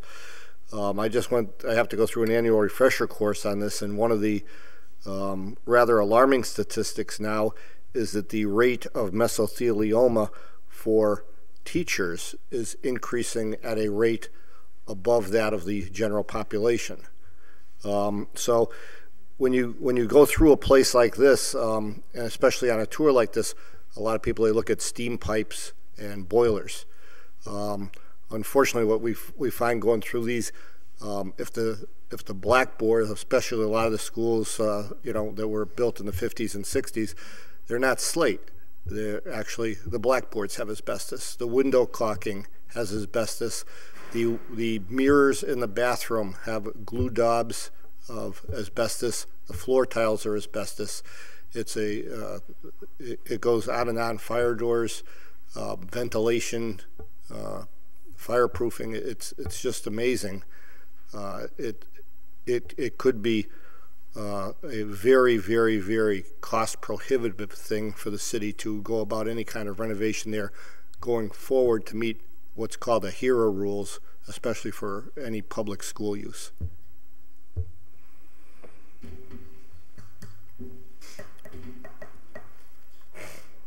Okay. Item 20D, 20E are now before us. The committee recommendation, as you've heard it, is now for adoption. All in favor? Aye. Opposed? No. So moved. 21, we had no charter and rules for this particular meeting. We have no joint committee meetings reports for this particular meeting. We're now on to the main body of the meeting, which is our motions, orders, and resolutions section. We begin with item 23. Sorry, Mr. Yeah, go ahead. As a package 23 to 31 and send to finance. Or actually, not 29. So everything but 29. Is it possible to do 24 and 25 tonight? Well, there's some that would like to do that. With 24, do you have a bond language for it? Let's see, first order of two. Well, this is supposedly coming from the mayor to do this, so yeah, I thought we had 28.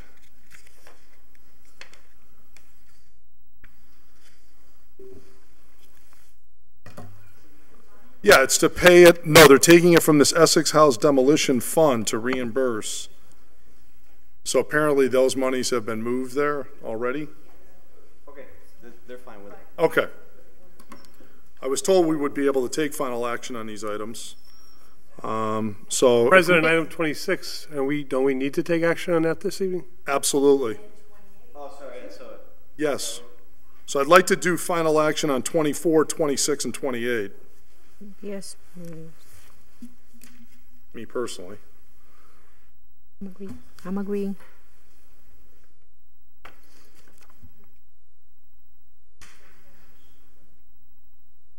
Nelson, you're still abstaining, right, from those two?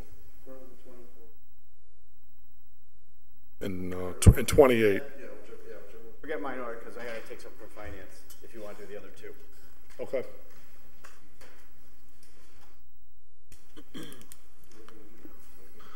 Yeah, why don't we do 23? We'll just stay with regular order.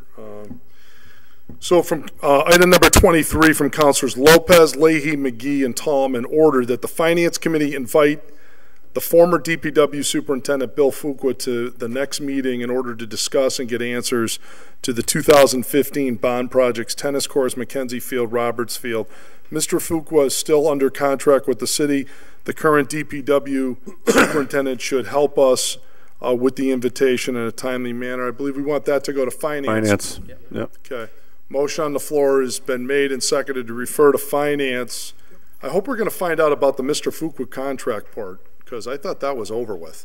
But we'll find out. Councilor McGivern. Mr. President, we learned recently that the Parks and Rec Commission had a lot to say with some of the changes, which I think procedurally is a big question. And I would like to see if we can include them, if not in this evening, somewhere down the road. Want to add them to the order? Yeah, because they changed the scope of some big items at Roberts Field. Yes, they did. And so why don't we, you want to make a motion or an amendment? Amendment that we include the Parks and Rec Commissioner or Chairman and the Director of Parks and Rec. Okay.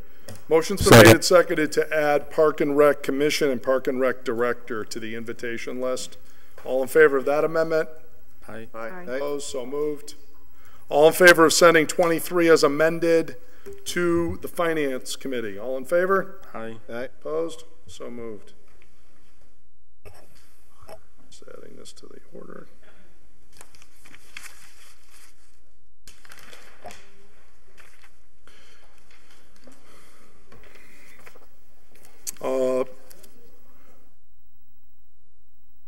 Why don't we suspend the rules to go to skip 24 and 25 at this and 28 at this time until the chairman's ready. All in favor of laying aside 24, 25, and 28? All in favor? Aye. Opposed? So moved.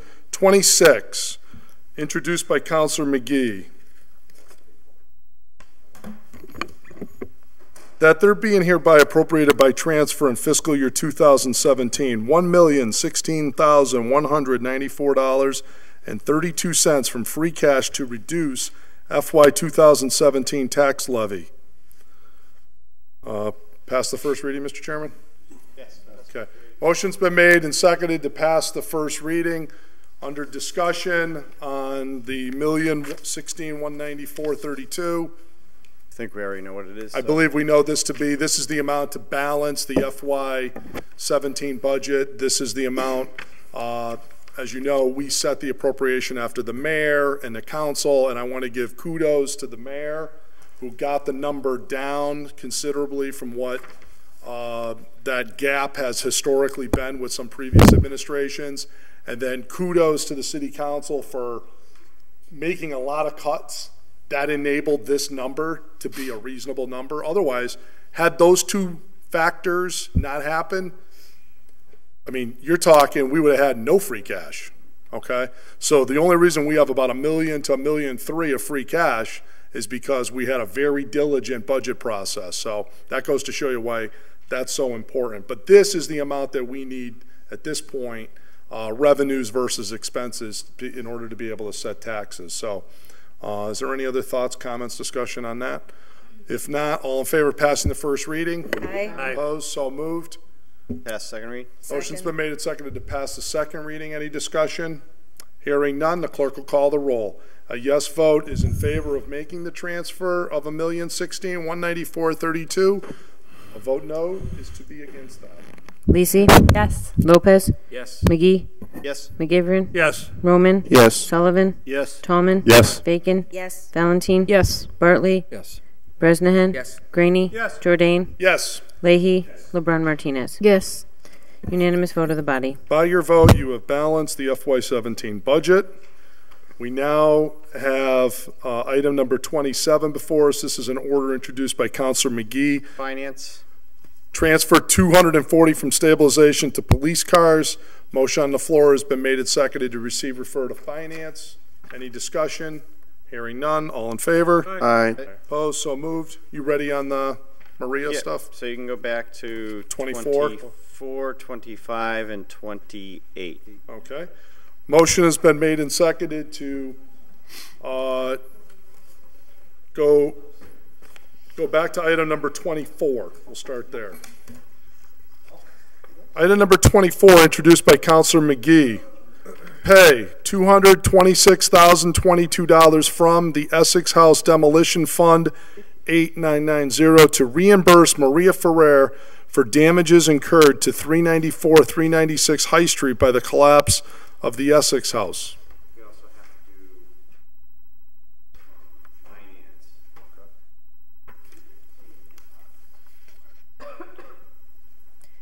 All right.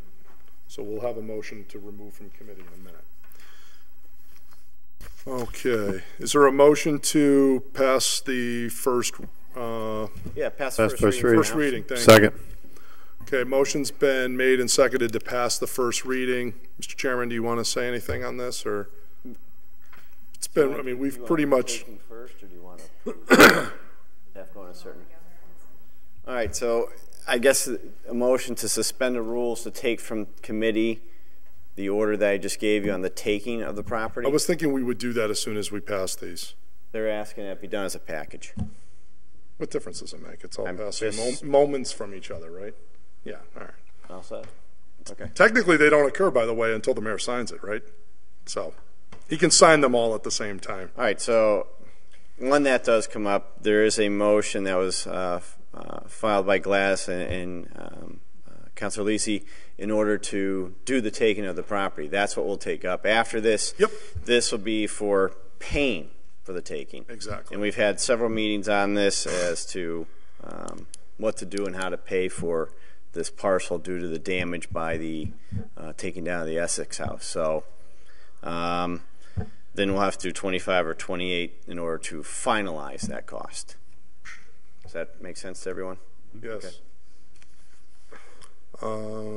Councilor Bacon. This question has probably already been asked and answered, but I may have lost it in all the discussion. I just want to be sure that I would think there would have been insurance on the building since there was a mortgage on the building. And I just want to clarify if any insurance payments were made based on the damage, that they've been calculated into the settlement, or that with our vote tonight, we would add an amendment that any insurance payments subsequent to the settlement would come to the city instead of the owners, if they have not.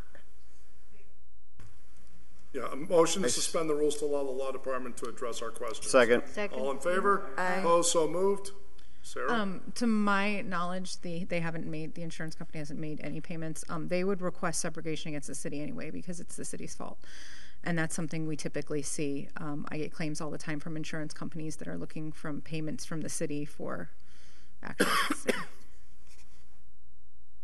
Okay. Of course, whose fault it is that So issuing right, of course. a all lawsuit, alleged, right? But we yeah. would, if there were if they did pay, if the insurance company did pay out, they would file a claim against us to pay that claim.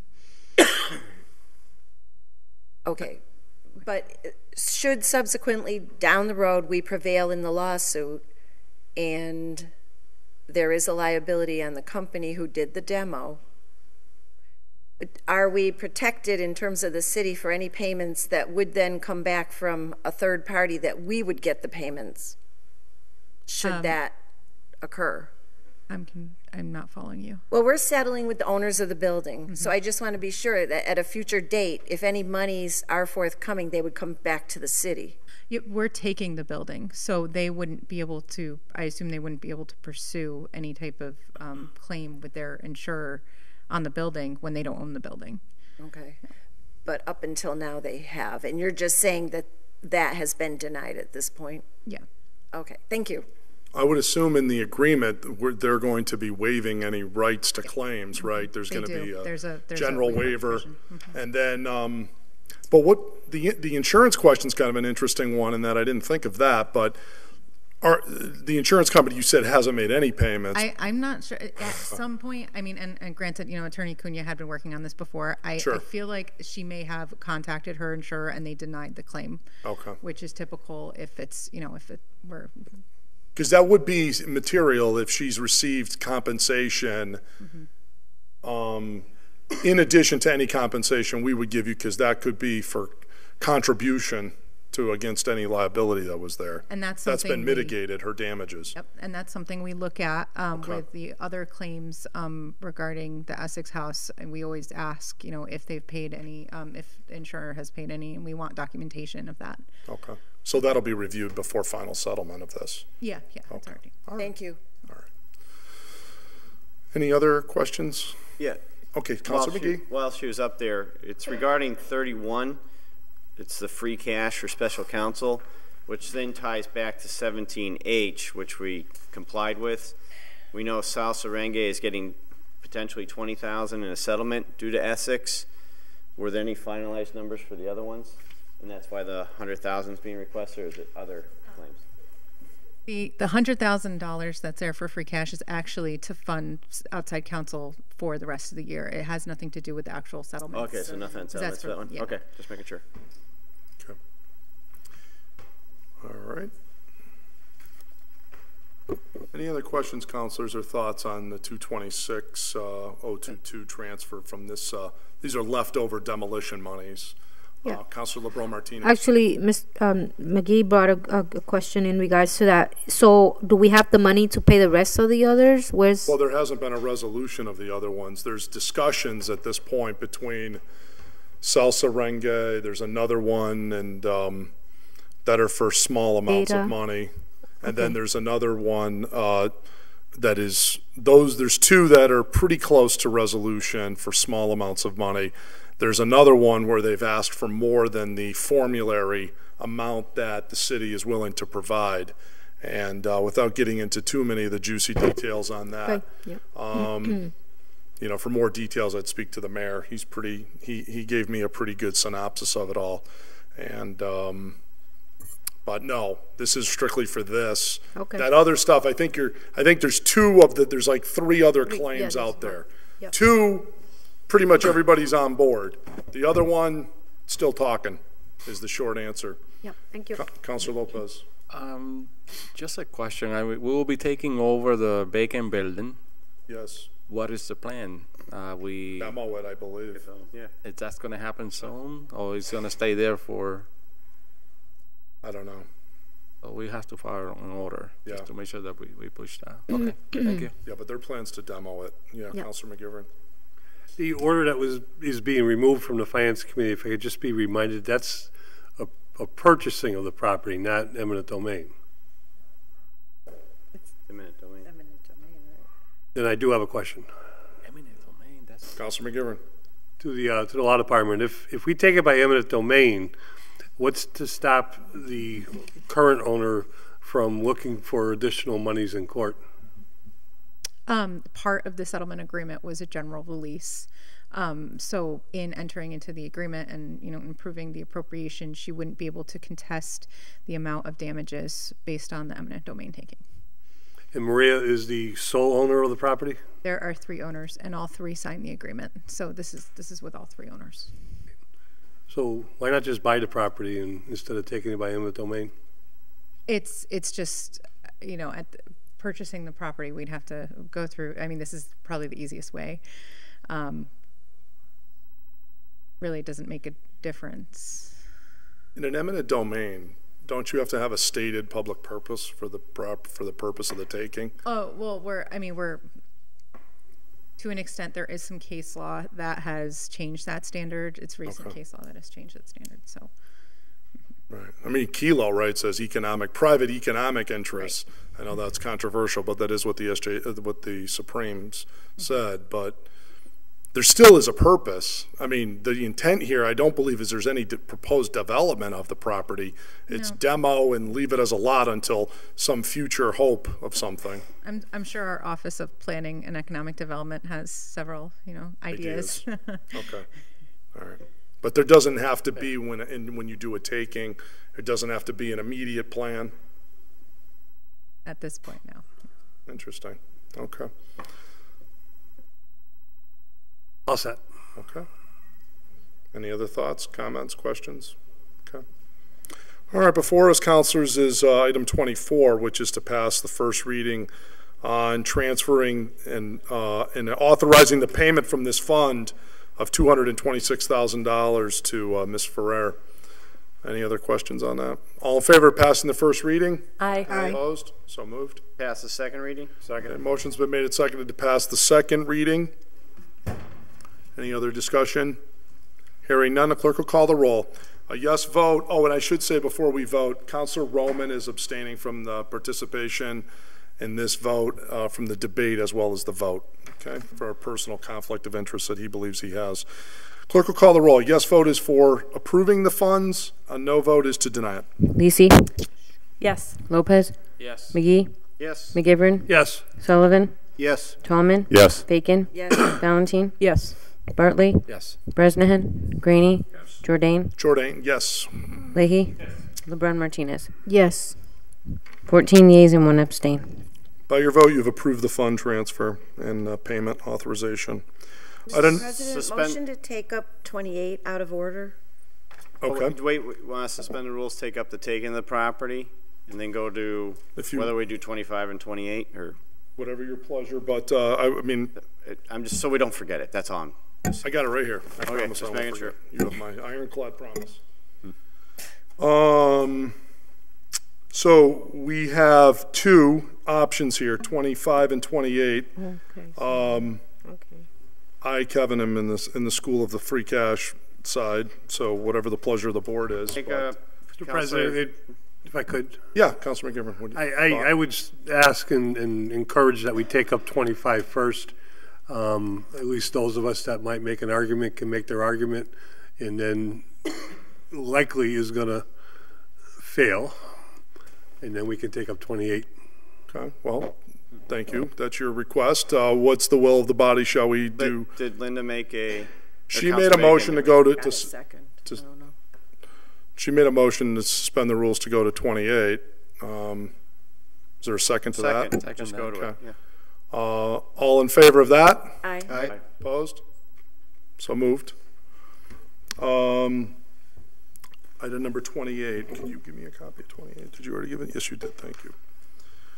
Item 28 is introduced by Councilor McGee. Pay $44,183.07 from free cash to reimburse Maria Ferrer for damages incurred to 394, 396 High Street by the collapse of the Essex House. This is signed off by the mayor for our consideration. Make a motion to receive, adopt, pass first reading. Okay, motion's been made and seconded to receive, adopt, and pass the first reading. Under discussion, same topic. This is the other portion. There was the other 226 was what was left over in the demo money. This is money we need to make it whole. Okay. Any other debate, discussion? Councilor McGivern. Mr. President, I'll be voting against this for the sole reason that I believe we need to protect as much free cash as we possibly can. This evening, as required to reduce taxes, reduce the tax levy, we used almost 50% of the free cash that was just certified by the state through what the city presented to them. We know that this is a low figure in terms of free cash. We know our needs in terms of what the budget was that we passed. This is much more demanding than this amount of free cash. That's not even, anticipating or waiting to see what type of winter that we have. It's not a tremendous amount of money. Our bond counsel said that these type of expenditures are appropriate to use from stabilization. It makes sense to use the $44,183.07, for a little protection of free cash and a little extra free cash that we're I'm sure, gonna need down the road. I'd much rather use this type of an item, a request from stabilization, than other demands that might occur before the end of the fiscal year.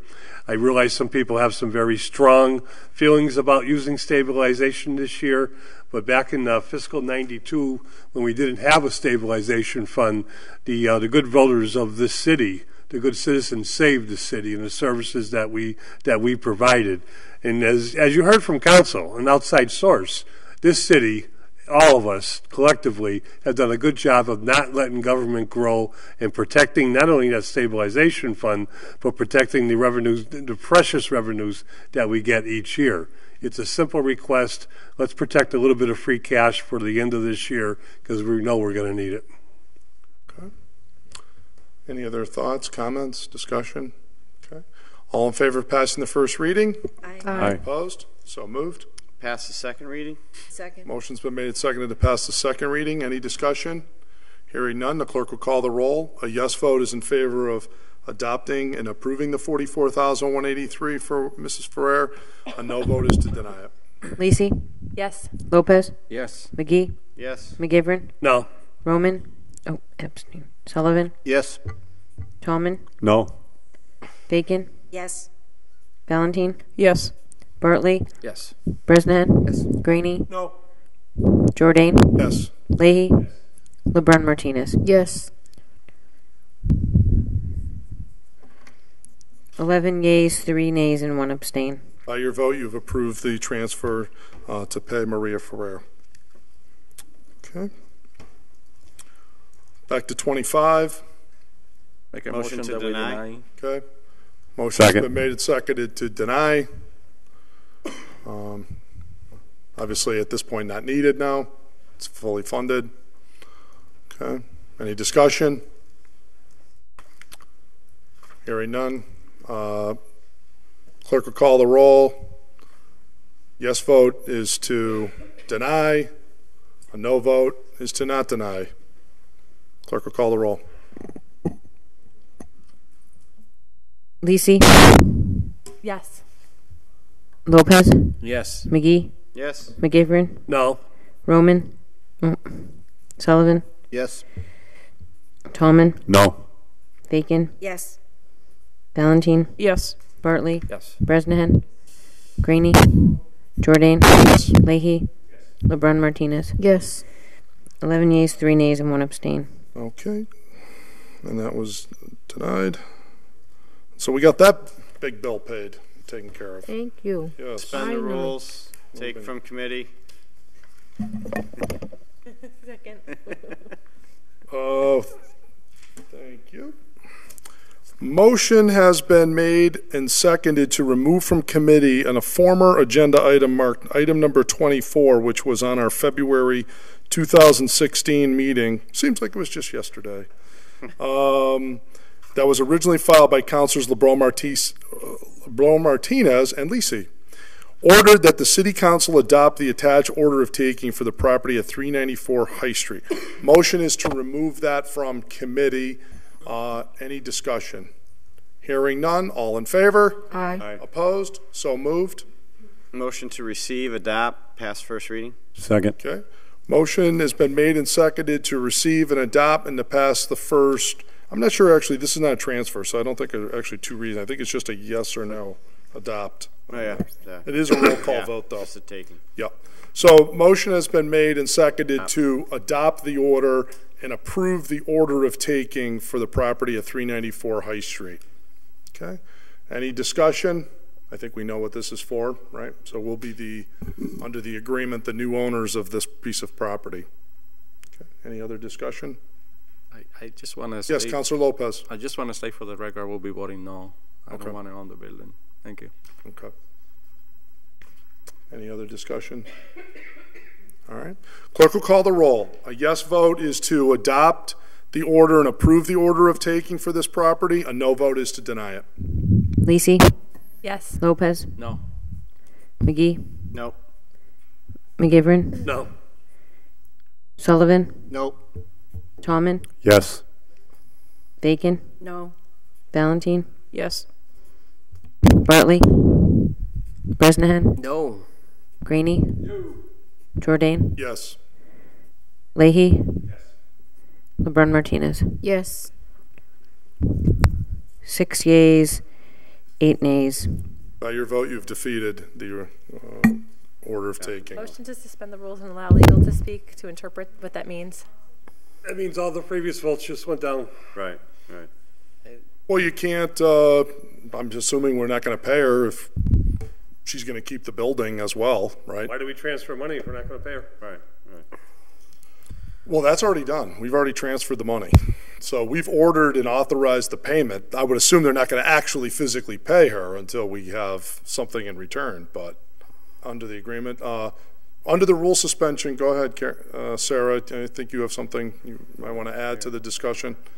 Sure. So the so the council approved the payment of $169,000 for the value of that building without approving the actual taking of the building. So we're in it's a tricky situation now because you know, the mayor has the money to essentially settle with her and could give her the money. I don't see why he couldn't give her the money without getting the building in return. The problem with that is that, and again, I'd have to go and work this out with the parties, but potentially, you know, now she has a building that requires $1.2 to $1.8 million worth of renovations in order to get it back to the condition it was at. So she hasn't necessarily been made whole.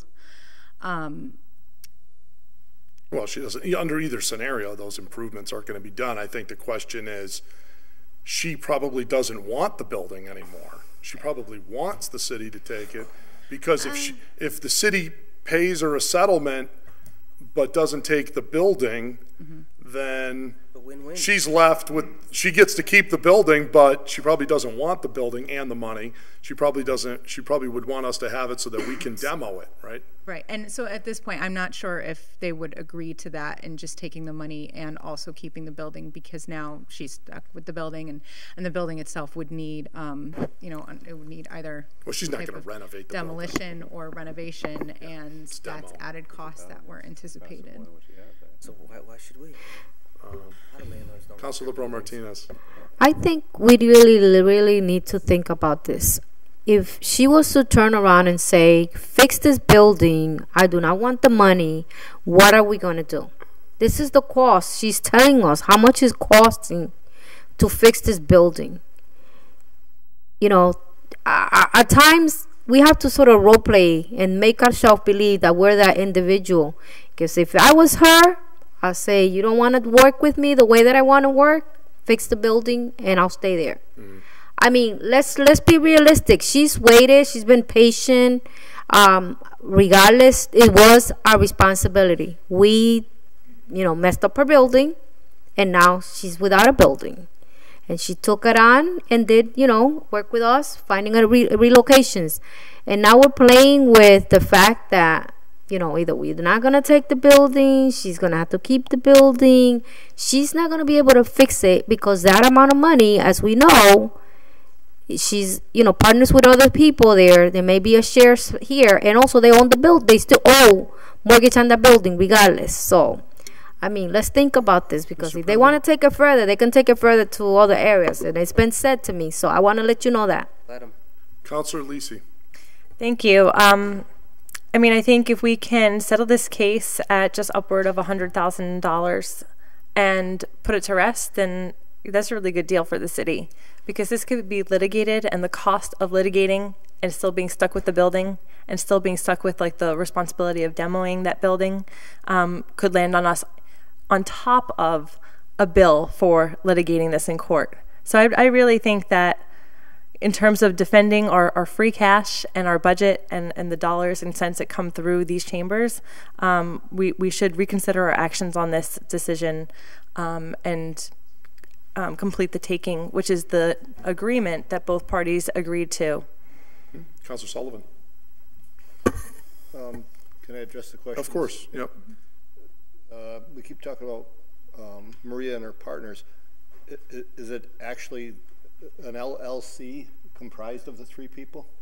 It's three individuals. It's three, They're not protected by an LLC. Right. Can we move to reconsider? Sure. Let's do it. I'll move to reconsider. Okay. Second. Motion's been made and seconded to reconsider. Very good. Do we need to discuss that first? Councilor Bacon wanted to be heard. I just have a question, because part of my vote was based on the fact that we're in litigation over this matter. Yep. So if we demo the building and then there is no building, it seems to me that we make our case moot. No, because there's still a city position is that these demolition company, through their negligence, caused this to occur. Correct. Those bills are liability. These costs today that we're paying to square this all away, those are there. Plus whatever the demo costs are, right? These expenses to the city are there. Whether we demo the building or we don't, in fact, it's probably more expense if we demo it, because we've actually paid the bill to demo it, right? Right. So you know, the issue I think at the heart of all of this is we're either doing this settlement agreement or we're not doing this settlement agreement. I mean, I think that as a counselor is what you need to reconcile for yourself, to say, do you support this settlement or do you not? And once you get to that yes or no, all these votes become perfunctory at that point. Thank you, but can you just take my question just to the next step of, so if we take the building, we demo the building, then the problem is essentially cured. There is no damaged building. But you're saying that monetary damage. But you're saying that that would not go against the court argument. Not at all. Okay. No, because all right, I just wanted to we took a building, we incurred a cost to have, you know, you have an unsafe building right? No, but to your point, no, that does not harm our case. Okay. Councilor Sullivan. Thank you. I think I could now help the entire body with this. Well, as far as the cost of the demolition of the taking of the other building, we'll be going after NASD as an additional claim on the insurance for anything like this. It's not Exactly. Right. So We have a pending lawsuit against NASDAQ right now. Correct. On all of this. Yes, and it'll just be added as an additional cost. And on I'm the sure lawsuit. whatever claims, a 10 or a 20,000 claim or whatever we end up squaring away with some of these other smaller ones, I'm sure we're going to seek reimbursement for that as well. I mean, hopefully we win those hopefully the court agrees with us, but or there's a settlement of that, which will Under be consideration. Yeah. So basically, it would behoove us to take the building. It's the deal. It's the deal on the table. The deal on the table includes us taking the building. If you can't, whenever the parties agree to a deal, you got to take all the pieces of the deal. You can't say, well, I pulled this part off the deal. That's a counteroffer. That's not acceptance of the deal. So her deal is you give us this X dollars. She's giving up, the city's like paying her rent at another location. All that's going to get cut off. Part of her deal is she has to pay $30-something thousand in her arrears taxes she owes us out of this. We get this building, we demo the building. All these moving parts are part of it's the deal, and it's to move on. The art of the deal, exactly. Councilor McGivern. I get the art of the deal, Mr. President. I get the spirit. It does all have to work together in order for it to come out and also make Maria whole, but also make the city and protect it. I don't buy eminent domain. And, in the spirit of compromise, I can recognize it may be too far down the road to change that. Of course, in the spirit of compromise, we could change 28 and 25 vote. But that's just the spirit of compromise, People listen, but they don't always hear. Mr. President. Yes. Just if you Councilor would, Brosnan. just remind me, how did we vote to take the Essex House? Did we vote to take the Essex House? No. The treasurer took it on a tax title taking. Right. So I just wanted. I know that. I just wanted. We came to own this building, and a lot of us had very strong opinions about that. For clarification, though, we had a chance to vote to give it back to the owners. Yes, we did. We chose not to do that. And that is true. You are correct. And the correct. Well, that wasn't a unanimous decision. Yeah. Body voted. Well, the body voted on this matter that we're talking about as well. Yep. How we ended up in all of this is the source of. Right, and now we're going to be now. If this building, God forbid, we take it over, falls to the building next door. I mean, let's talk about. Well, that's why that's why the point is, if we take this building, it has to be demoed. Okay, because I know, but I mean, we have no timeline for that. We're going to be owners of a building. No money. The structural integrity is. I don't know if anyone knows it. We don't know the structural integrity of this building. We just did this. We basically are doing the same thing that we just did, but a smaller building adjacent to another business. Right. I mean, do you see the ridiculousness of this? But I mean, I understand the moving parts of the deal and all that, but it just, I mean, let's. I don't know if the law department wants to address the city's plan to demo the building. Does the administration, and since you're a member of quote unquote the administration, although you don't speak for the mayor, what's the game plan once the council took care of this? When will this be demoed? If you happen to know those conversations. I don't know the particulars. I know that it's about identifying funding sources. We're probably going to look to use grant money. Right now, it's my understanding that there's a list of properties in the city that need to be demolished because they're hazards and they're potentially falling down. As for the structural integrity of this building, I mean, it's part of it is collapse on one side, but it's not in in the stage of imminent collapse. It's right. You can see it when you drive by. There's a hole on one side, but the rest of the building is standing up. So. That's what we were told about the Essex House. And it's got to go through. Almost the exact same words, Sarah. It's going to get all the mortar's going to get frozen again. The rain's going to get into it. It's going to thaw. And now we're not going to demo it before the spring. So now let's vote to push this through. But it's going to be frozen, it's going to be thawed, and that small little hole that all the water and snow got into is not going to be a big little hole, and we got to find the funds. She's telling us there's other buildings that have to come down. This is adjacent to a business. I mean, it's just, Councilor McGee. I'll tell the reason why I'm not voting for it. We can talk about our deal. I don't want to take buildings. That's not our job, to own buildings, to be renters or anything else. Here, we learned, hopefully from our mistake from Essex House, not to take a building, and look what happened. So in that meeting, I specifically asked the council to give it back to the owners who live in Boston in their mansions. Let them deal with the problem, because this wouldn't have been our liability. Right. Maria's owed it because, unfortunately, we voted to keep it. So we owe her. I'm willing to pay her. I said that in the last meeting. I just didn't want to take it from stabilization the way they were proposing it. We came up with another deal, thanks to Mike. I don't want to take this building. I understand what you're saying about the art of deal and everything else. No, I'm just not voting to take a building because I know what potentially can happen, which is something falls. Forget that it falls on another building. A kid's running for the vacant part of the lot and a brick hits him. We're on the liability. I know it's a gross exaggeration, but we're not in great luck. So we could probably put fences around it or do something. I'm just not voting because I don't want to take any more property. I want to make Maria whole. I know it's a catch-22. I'm just telling you why I'm not voting to take it. But I want to take care of her because she's entitled to it. But I understand what you're saying. I'm just telling you why I'm not voting. My only point is we're not taking care of Maria if we don't take the building. I get it. Because that's one of her elements of her deal, right? It's this and this, and we're only doing this. So that's a counter offer.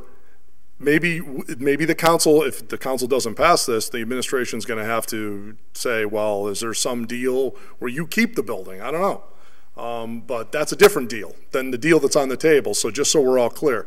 Councilor Lisi. Thank you. Under the suspension of the rules still. Yep. So Sarah, I remember when legal was approaching us about the Essex House, that because we understood that it was in a state of disrepair, that we would be responsible for anything that would happen in case of the building collapsing on, itself or another person or things like that. Because whether or not we own the building, we would be responsible for it because we're aware of its state of disrepair. Is that something that carries over into this case with Maria's building now?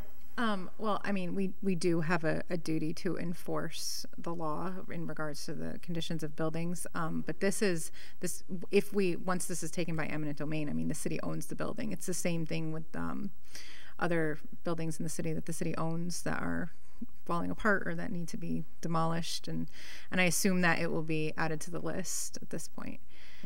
But I think the important thing here is that if the settlement isn't approved with the city taking the building, and granted in that situation the city would end up paying for the demolition, we're probably going to end up paying Maria and her co-owners for the cost of the demolition anyway, where if the city owned the building, we could potentially use grant money to cover that, other than just writing a check for a substantial amount more money to so the property owners can properly demolish the building. And then she would own the land. Right, and she would still own the land. She would get the benefit of the lot. Yes. This way. Yeah. Huh. Not much of a lot. Yeah, we're getting there. I just want to allow everyone to be heard. Councilor Sullivan. Thank you. But Permission granted. I stay quiet enough other nights, so allow me this one run tonight. By all means, Councilor Sullivan. To Todd's point, I'm going to vote I'm going to change my vote on this. But if we come around a second time, but as far as taking one more building, I hope it brings to everybody's attention. It's not just the one more building.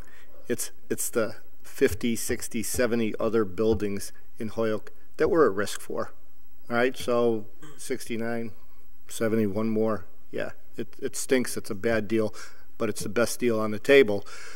As we get into the budgetary process and this bonding process, this $21 million bond, I can tell you what I've seen in there, $1 million, $1.5 million for demolition, not nearly enough. And as a body, we've got to be more forceful. All this talk about the stuff we've got to do, the money disappeared out of CDBG for it, but now we're hearing, let's get 5 times as much in and borrow on CDBG, and then where's that going to go? This has got to be taken seriously. Not just getting this building down in the next 60 days or 90 days or whatever, but addressing this in a massive way like what's going on in Detroit. We've really got to put some attention to this as a city council, as a city, throughout all over the city. Main Street, Pine Street, High Street, you know, crumbling structures everywhere in this town. And it's not a matter of $50,000 here or $1 million here. It's a lot more than that. Councilor Lopez, I think you had your hand up. No, I'm all set. Again, I'm hoping that we get enough votes, because if she chooses to keep the building the way we're saying it, either you keep it and we're not willing to go forward with the payment that has been settled, it's going to cost us $1 million to repair that, for her to repair that building. If she comes after that money, let's see what we're going to do then. So I'm just, again, reminding us what can happen. Thank you. Mr. President, what is, before we reconsider, what is the vote required for eminent domain? I am going to say it's 8, unless I hear otherwise from the law department. I thought we did this once before and it was 10. Is it? 10. Okay, she's going to. I think it's 10. All right. I mean, acquiring real estate generally is 2/3, but then I was blew my mind when Kara Cunha told me that why I'm leaning towards majority, having not researched this, is declaring something surplus is a 2/3 vote. Actually doing the sale and disposing of it, majority vote. So I thought both of those were 2/3, but Kara showed me a statute that said majority. So, well, we'll see if it becomes an issue or not here in a minute. If that, depending on what the vote. So, motion on the floor was to reconsider our action. That requires a majority vote. That I can tell you for sure. All in favor? Aye. Aye. Opposed? No. I think the ayes have it on the reconsideration. Can we have a roll call, please? Can we? On reconsideration? No. On who voted on it? On the reconsideration? Coming up. Yeah. Oh, we have to have a roll call vote. Roll call. Oh, okay. Yeah. Oh, yeah. This is already going to be by roll call. Okay. Yeah. Okay. So reconsideration has passed. So now that the item is now back before the body, and is there a motion to adopt the order and to approve the order of taking? Is there a motion for that? Motion to approve item order of number. taking. I'm sorry? The order of taking. The order of taking. That's right, because it was the name for a band. out of committee. Yes. Yep. We've already got it on the committee, so. Okay. Is there a second for that? Second. Second. Okay. So any more discussion, counselors? Or do we have our arms around our opinions at this point? We know where we feel we have enough information to make our respective votes. Do we have an answer on the amount of votes? Not yet, but let's see if that's material in a minute. Well, I only say it, Mr. President, because we can no longer reconsider this. This will be our last vote this evening. Yeah. I assume it's 10. Roll the dice. Let's go with 10. Let's go with 10. All right? If it turns out it's only 8 and it passes with 8 or 9, then it will have passed and I will be corrected. But I'm going to err on the side of caution and say 10 votes. Okay? Unless I have the law department signal. It's been a while since I've done an eminent domain taking. We don't do those every day. So I'm going to say it's 2/3 vote. That makes sense. Lisi? Yes. Lopez? No. McGee? No. McGivern? Yes. It's your most enthusiastic vote ever. Sullivan? Yes. Tallman? Yes. Bacon? Yes. Valentine? Yes. Bartley? Yes. Bresnahan? No. Greeny? Yes. Jordan? Yes. Leahy? Yes. LeBrun Martinez? Yes. 11 yeas, 3 nays, Okay. 1 abstain. Thank you. All right. So by that vote, we have approved the order of taking, and we're now the new proud owners of 394 High Street. And that takes care of all. Motion to reconsider item number 28. Just kidding.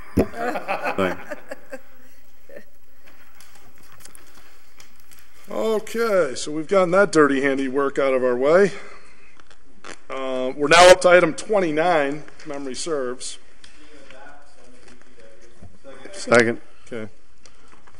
Is there supposed to be like a lane or something there, or like Hawthorne? Just Hawthorne. Lane. Lane, I think it's It's lane. lane. I think there's.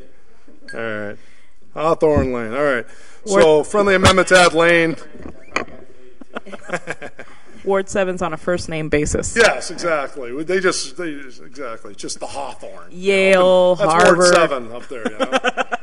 I'll attest to that. That needs some work. I'm there every day, so right, definitely needs some work. So friendly amendment to add the word lane after Hawthorne. All in favor of that? Aye. All in favor of adopting item 29? Aye. Opposed? So moved. 29 adopted.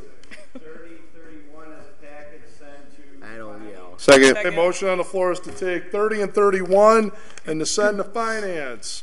30 is $2 million be appropriated for the public safety radio network. This is for the police and other public safety departments. I referenced it earlier. And then 31 is $100,000 transfer for special counsel.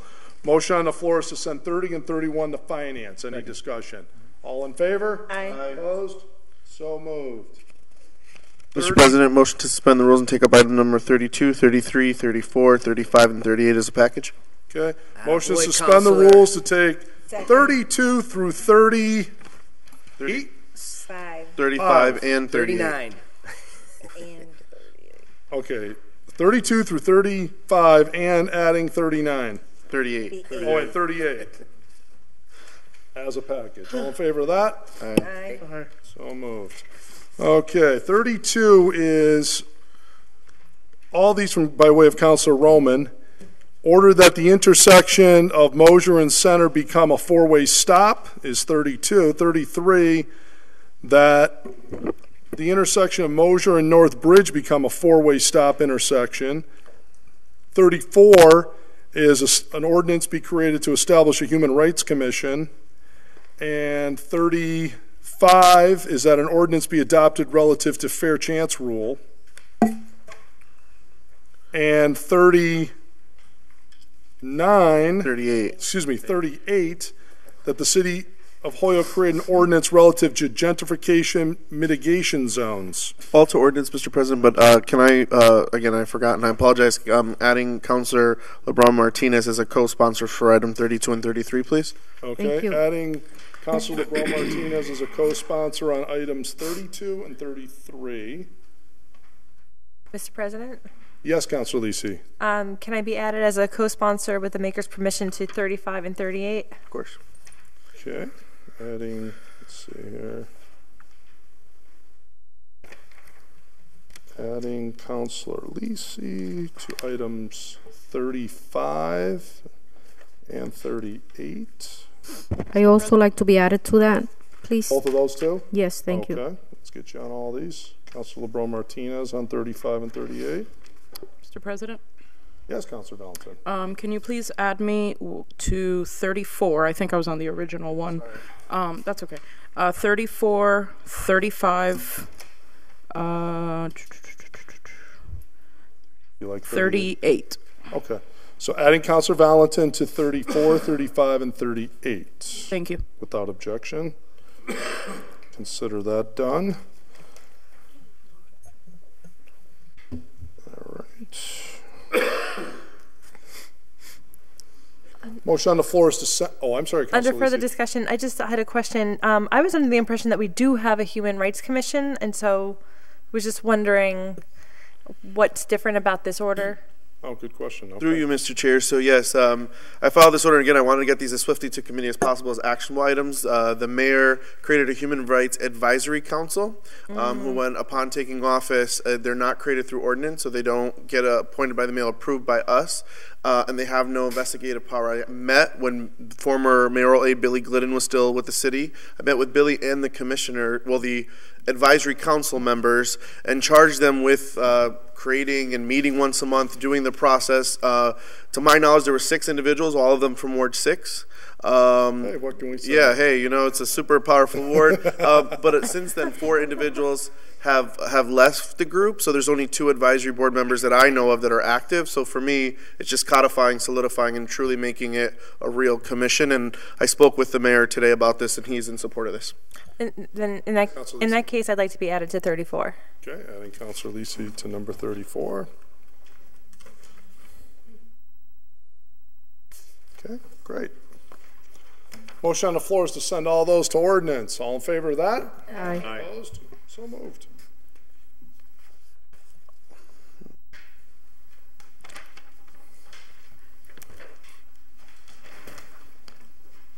We're up to 36.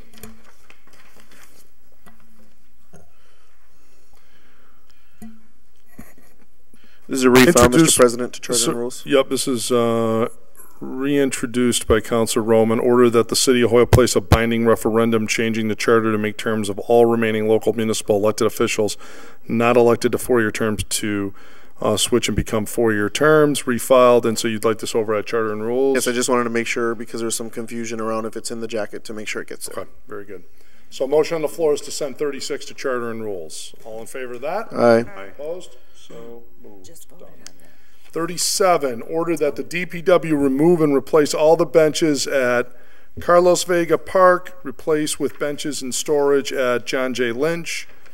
Likewise, there are at least 2 large tree planters and 2 large metal trash receptacles being placed at Carlos Vega Park.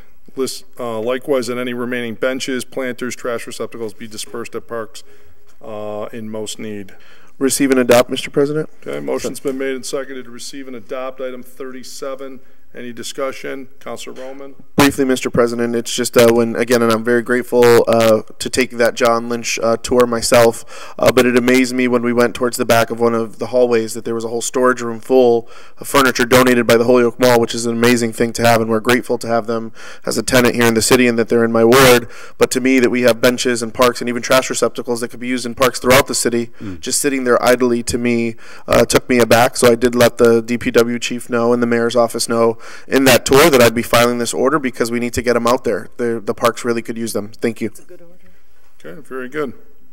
All in favor of adopting item 30? Oh, I'm sorry, Councilor Tallman. Yeah, but making the order, I was at that tour too. I think that's a great thing, and if you could add my name onto that, I'd really appreciate that. Waste not, want not, right? That's right.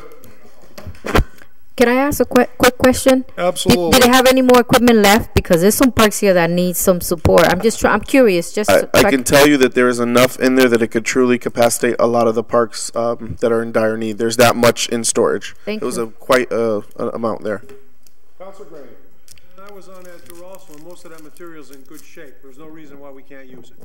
Amen. Sounds good. Absolutely. All in favor of adopting item 37? Aye. Opposed? So moved.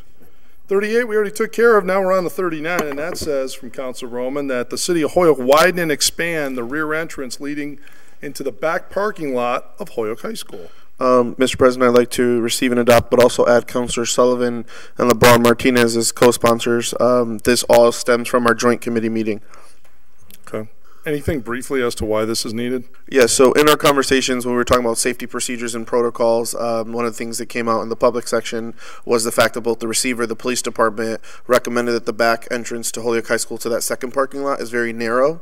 So it actually creates a safety concern for emergency vehicles getting in and out, or even students when there's fire drills or things of that nature. So if it's expanded, it'll allow for better access for emergency vehicles in the case of any emergency type of situation. The front one is fine, but that rear one is a little bit tight. So imagine if all the cars are parked back there's something happens, they're all trying to get out in one. It's really a 2-lane. It should be like a 3 or 4 lane to allow as many vehicles out as possible.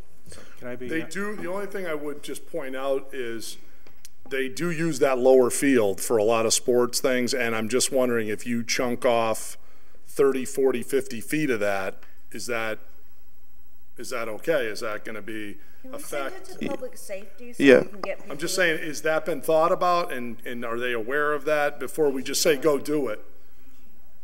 Can we send it to DG now just to get the people in? So yeah, I'll take the amendment to kick it around to have that further conversation. Yeah, I mean, if the schools are okay that they can lose that field, a section of that field to do that. This was a recommendation from the Dr. Reich and the police Captain Febo, who was here that night. Maybe we send it to committee, and then maybe I can mention it to Dr. Reich next time I see him too. And if he's for it, then I'm sure he wouldn't do anything to harm the athletic program. But Councilor Leahy? Yeah, thank you. Could I be added on to that if the makers, I've been in obviously that field 1,000 times in my life, and to his point, when there's softball games going on or baseball games, it's virtually impossible to get one car through there. Not being an engineer, of course, but I do think there's plenty of land down at that lower field. I've been down at that lower field many times as well. So I can't wait to see this at committee. Okay.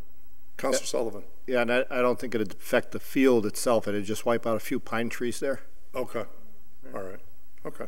Yeah. So I mean, if it's not a big deal, then let's just do it. I don't want to. Whatever. I mean, how about this? Why don't I don't want to just hold this up. I mean, we can adopt it, but I'll mention it to Dr. Reich to just make sure. Is that okay? I mean, you say he's in favor of it, so yeah, I don't. Make a motion we adopt it. Yeah. Second. All right. Motion on the floor is to adopt. Any other discussion? All in favor? Aye. Opposed? So moved. Adding Councilor Leahy, by the way, also as a co-sponsor. Motion to suspend the rules and take up item number 40, 41, and 42 as a package. 40, 41, 42 as a package. Okay. Motion on the floor is to suspend the rules to take up 40, 41, and 42 as a package. 40 is that the school department provide a budget for how much more money is being spent annually to pay for school resource officers for the district. 41 says that the chief of police appear before the joint committee to discuss statistics of all arrests this year at Holyoke Public Schools. 42 is ordered that the police department appear before the joint committee to provide a job description, qualifications needed, and selection process for school resource officers. Send to the joint committee of school committee and city council. Motion's been made and seconded to receive these three orders and refer them to the joint committee. Any discussion? All in favor? Aye. Opposed? So moved. Items, suspend the rule, take up item number 44 and 45 as a package. Okay, 1 second. I'd like to be added to both of those. Joint CC. We sent 43 to joint committee, right? Yes, already. Yeah. Just want to update my notes. Okay, you said 44, 45 is, okay, package, okay.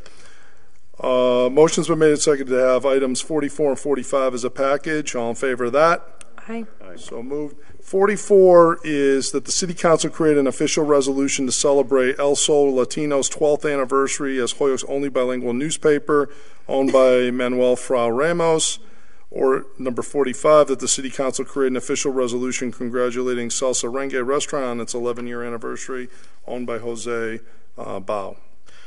Motion to receive us up with an amendment, Mr. President. I'd just like to amend the language for item number 44. Instead of only, just if it could say leading bilingual newspaper. We do have El Pueblo Latino, who is published by the Republican, and I know some of their news reporters who reached out to me and said it's not the only one, so I want to correct that. Amend the word only to leading. Yes, all in favor of that amendment? Aye. So moved. Councilor Lisi? And I'm also wondering if Councilor Roman, if you intend for a proclamation or a resolution. Should it say proclamation? Should say proclamation, sorry. Yeah. All right, so amend So the for word both. resolution to proclamation in both orders. All I in favor? apologize, I said this at 2 in the morning.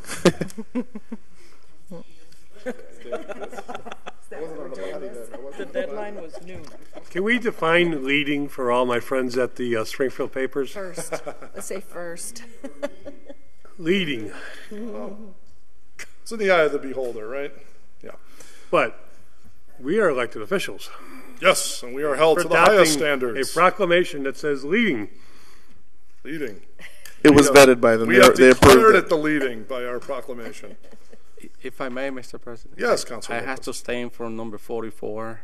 There's Okay. 3 owners in that one. Okay. Very good. Thank you. So Councilor Roman will abstain from item 44. No, Councilor Lopez. Now you know it's getting late. 2 times in one night. Mr. Councilor President. Lopez. Mr. President. I'm Councilor LeBron for the night. Mr. President. Can I, sorry, through correction through Councilor Lopez, can you just please list the names of the other 2 owners so I can amend it? It's you and who else? I'm sorry. I don't want to be part. I mean, it's No, but I would like to recognize the 3 owners. So who's the other one? Ingrid Frau. If those names could also be added, Mr. President, Diosdado Lopez and Ingrid Frau, please, as owners. You have to abstain. You can't say anything. You can't say anything. You're abstaining. Councilor Roman, I'm going to need you to calm down. Councilor Roman. I just want to be fair and put the disclosure out there. You can donate your proclamation. Spell the first name of Miss Frau. Ingrid. How do you spell that? INGRID. Yep. Ingrid. That's where I. Yeah. All right. Beautiful. Mr. President. So we've amended this a lot of ways. We've just added now, owned by Manuel Frau Ramos, Diosdado Lopez, and Ingrid Frau, and he's abstaining from giving himself a proclamation. And Councilor McGivern would like to weigh in on knowing that Councilor Lopez is part owner, I take back my question on leading. Yes. Very good, very good.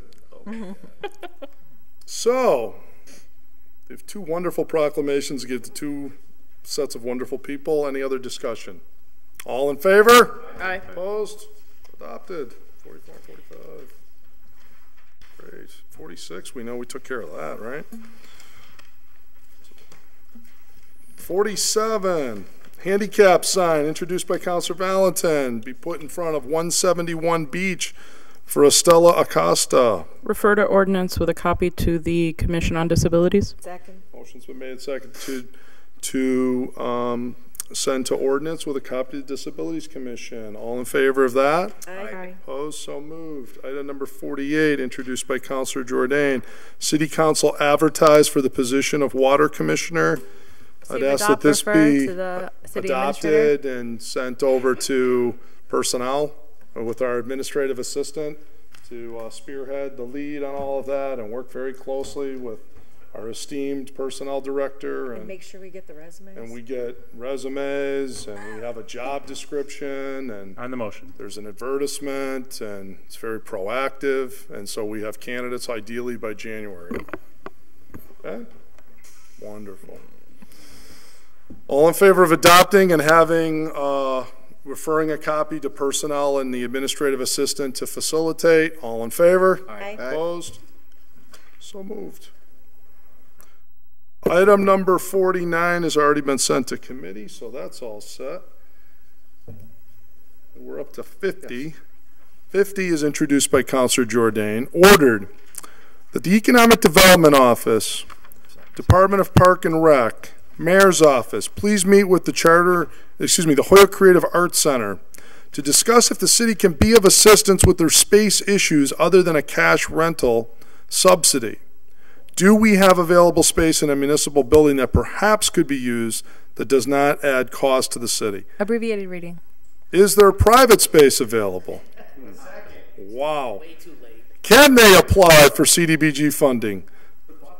They have a great history, but the city should try, or I shouldn't say, and the city should try to provide to help them with their space needs if we can. So I'd like to see this adopted and referred to economic development, parks, and the mayor. So moved. Send it to a committee so we could get a conversation about that happening. Okay. Copy to what, public service maybe? Sure. Great. Okay. So I'll say refer to public service with a copy to each of those. There's not really much we can do, but we could certainly advocate. I will just say by way of background, as you know, about 3 years ago, we collectively, mayor, council, made the decision to begin to wean the Holyoke Creative Arts Center off of funding of their rent. And for whatever reason, it's just now starting to sink in that that's occurring. And they had a meeting with some of their folks, and you may be getting phone calls or emails about this, but, you know, they have to come up with a plan B. And so we, like I said, we've been reducing that amount. I mean, we finally this year, I believe we finally reduced it to 0 back in June. And now it's like some people that are participants in the program are just hearing about it from the leadership of that program. So that's kind of unusual. But nevertheless, this has been going on for 3 years now. We've been saying this. And the other question that raised is it even legal?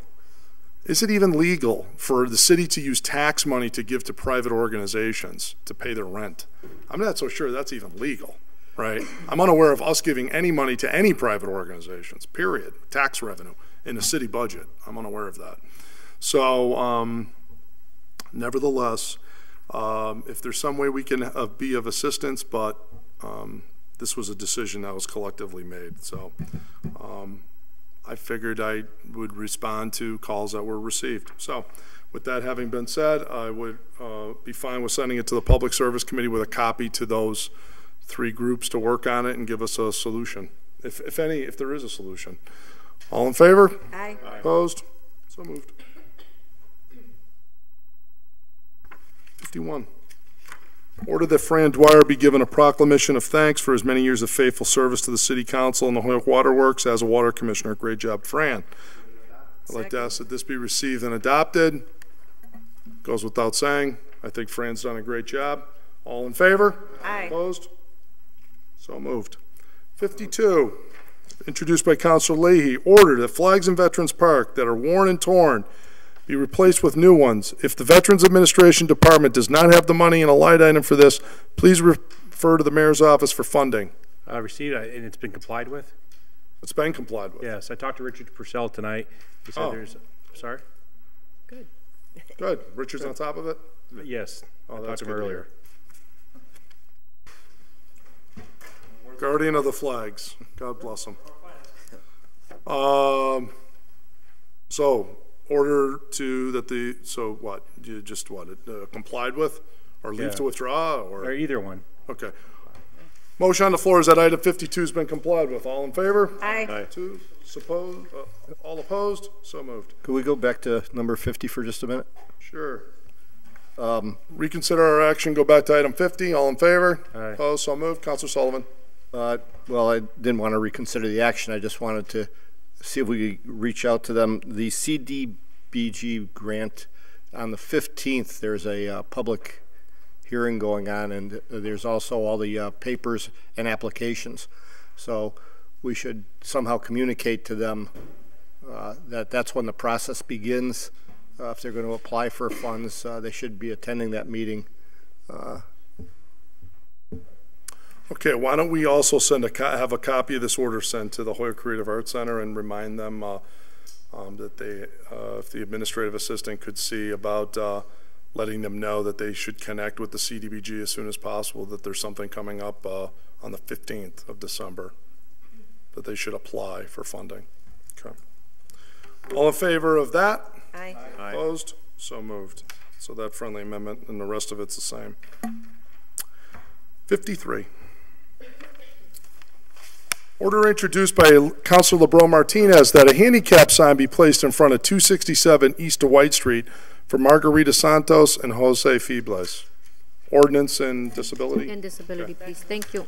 Motion has been made and seconded to receive, refer to ordinance with a copy to Disabilities Commission. All in favor? Aye. Opposed? So moved. We only have one late file, so somebody got the memo from Councilor Graney, right? Yeah, good job. Late file. Late file A is introduced by the auditor, and it's about Almost free cash. Everybody got the memo. I am pleased to report that today the state certified free cash as follows: $2,324,717 for the general fund, $27,085 for the sewer fund. Okay. Yes. No late file for Pouliot Pool. So, motion to send this to finance. All in favor of sending to finance? Aye. Aye. So moved. We have no further agendas, ladies and gentlemen. Motion to adjourn. Is there a second? All in favor of adjourning? Aye. Opposed? We stand adjourned.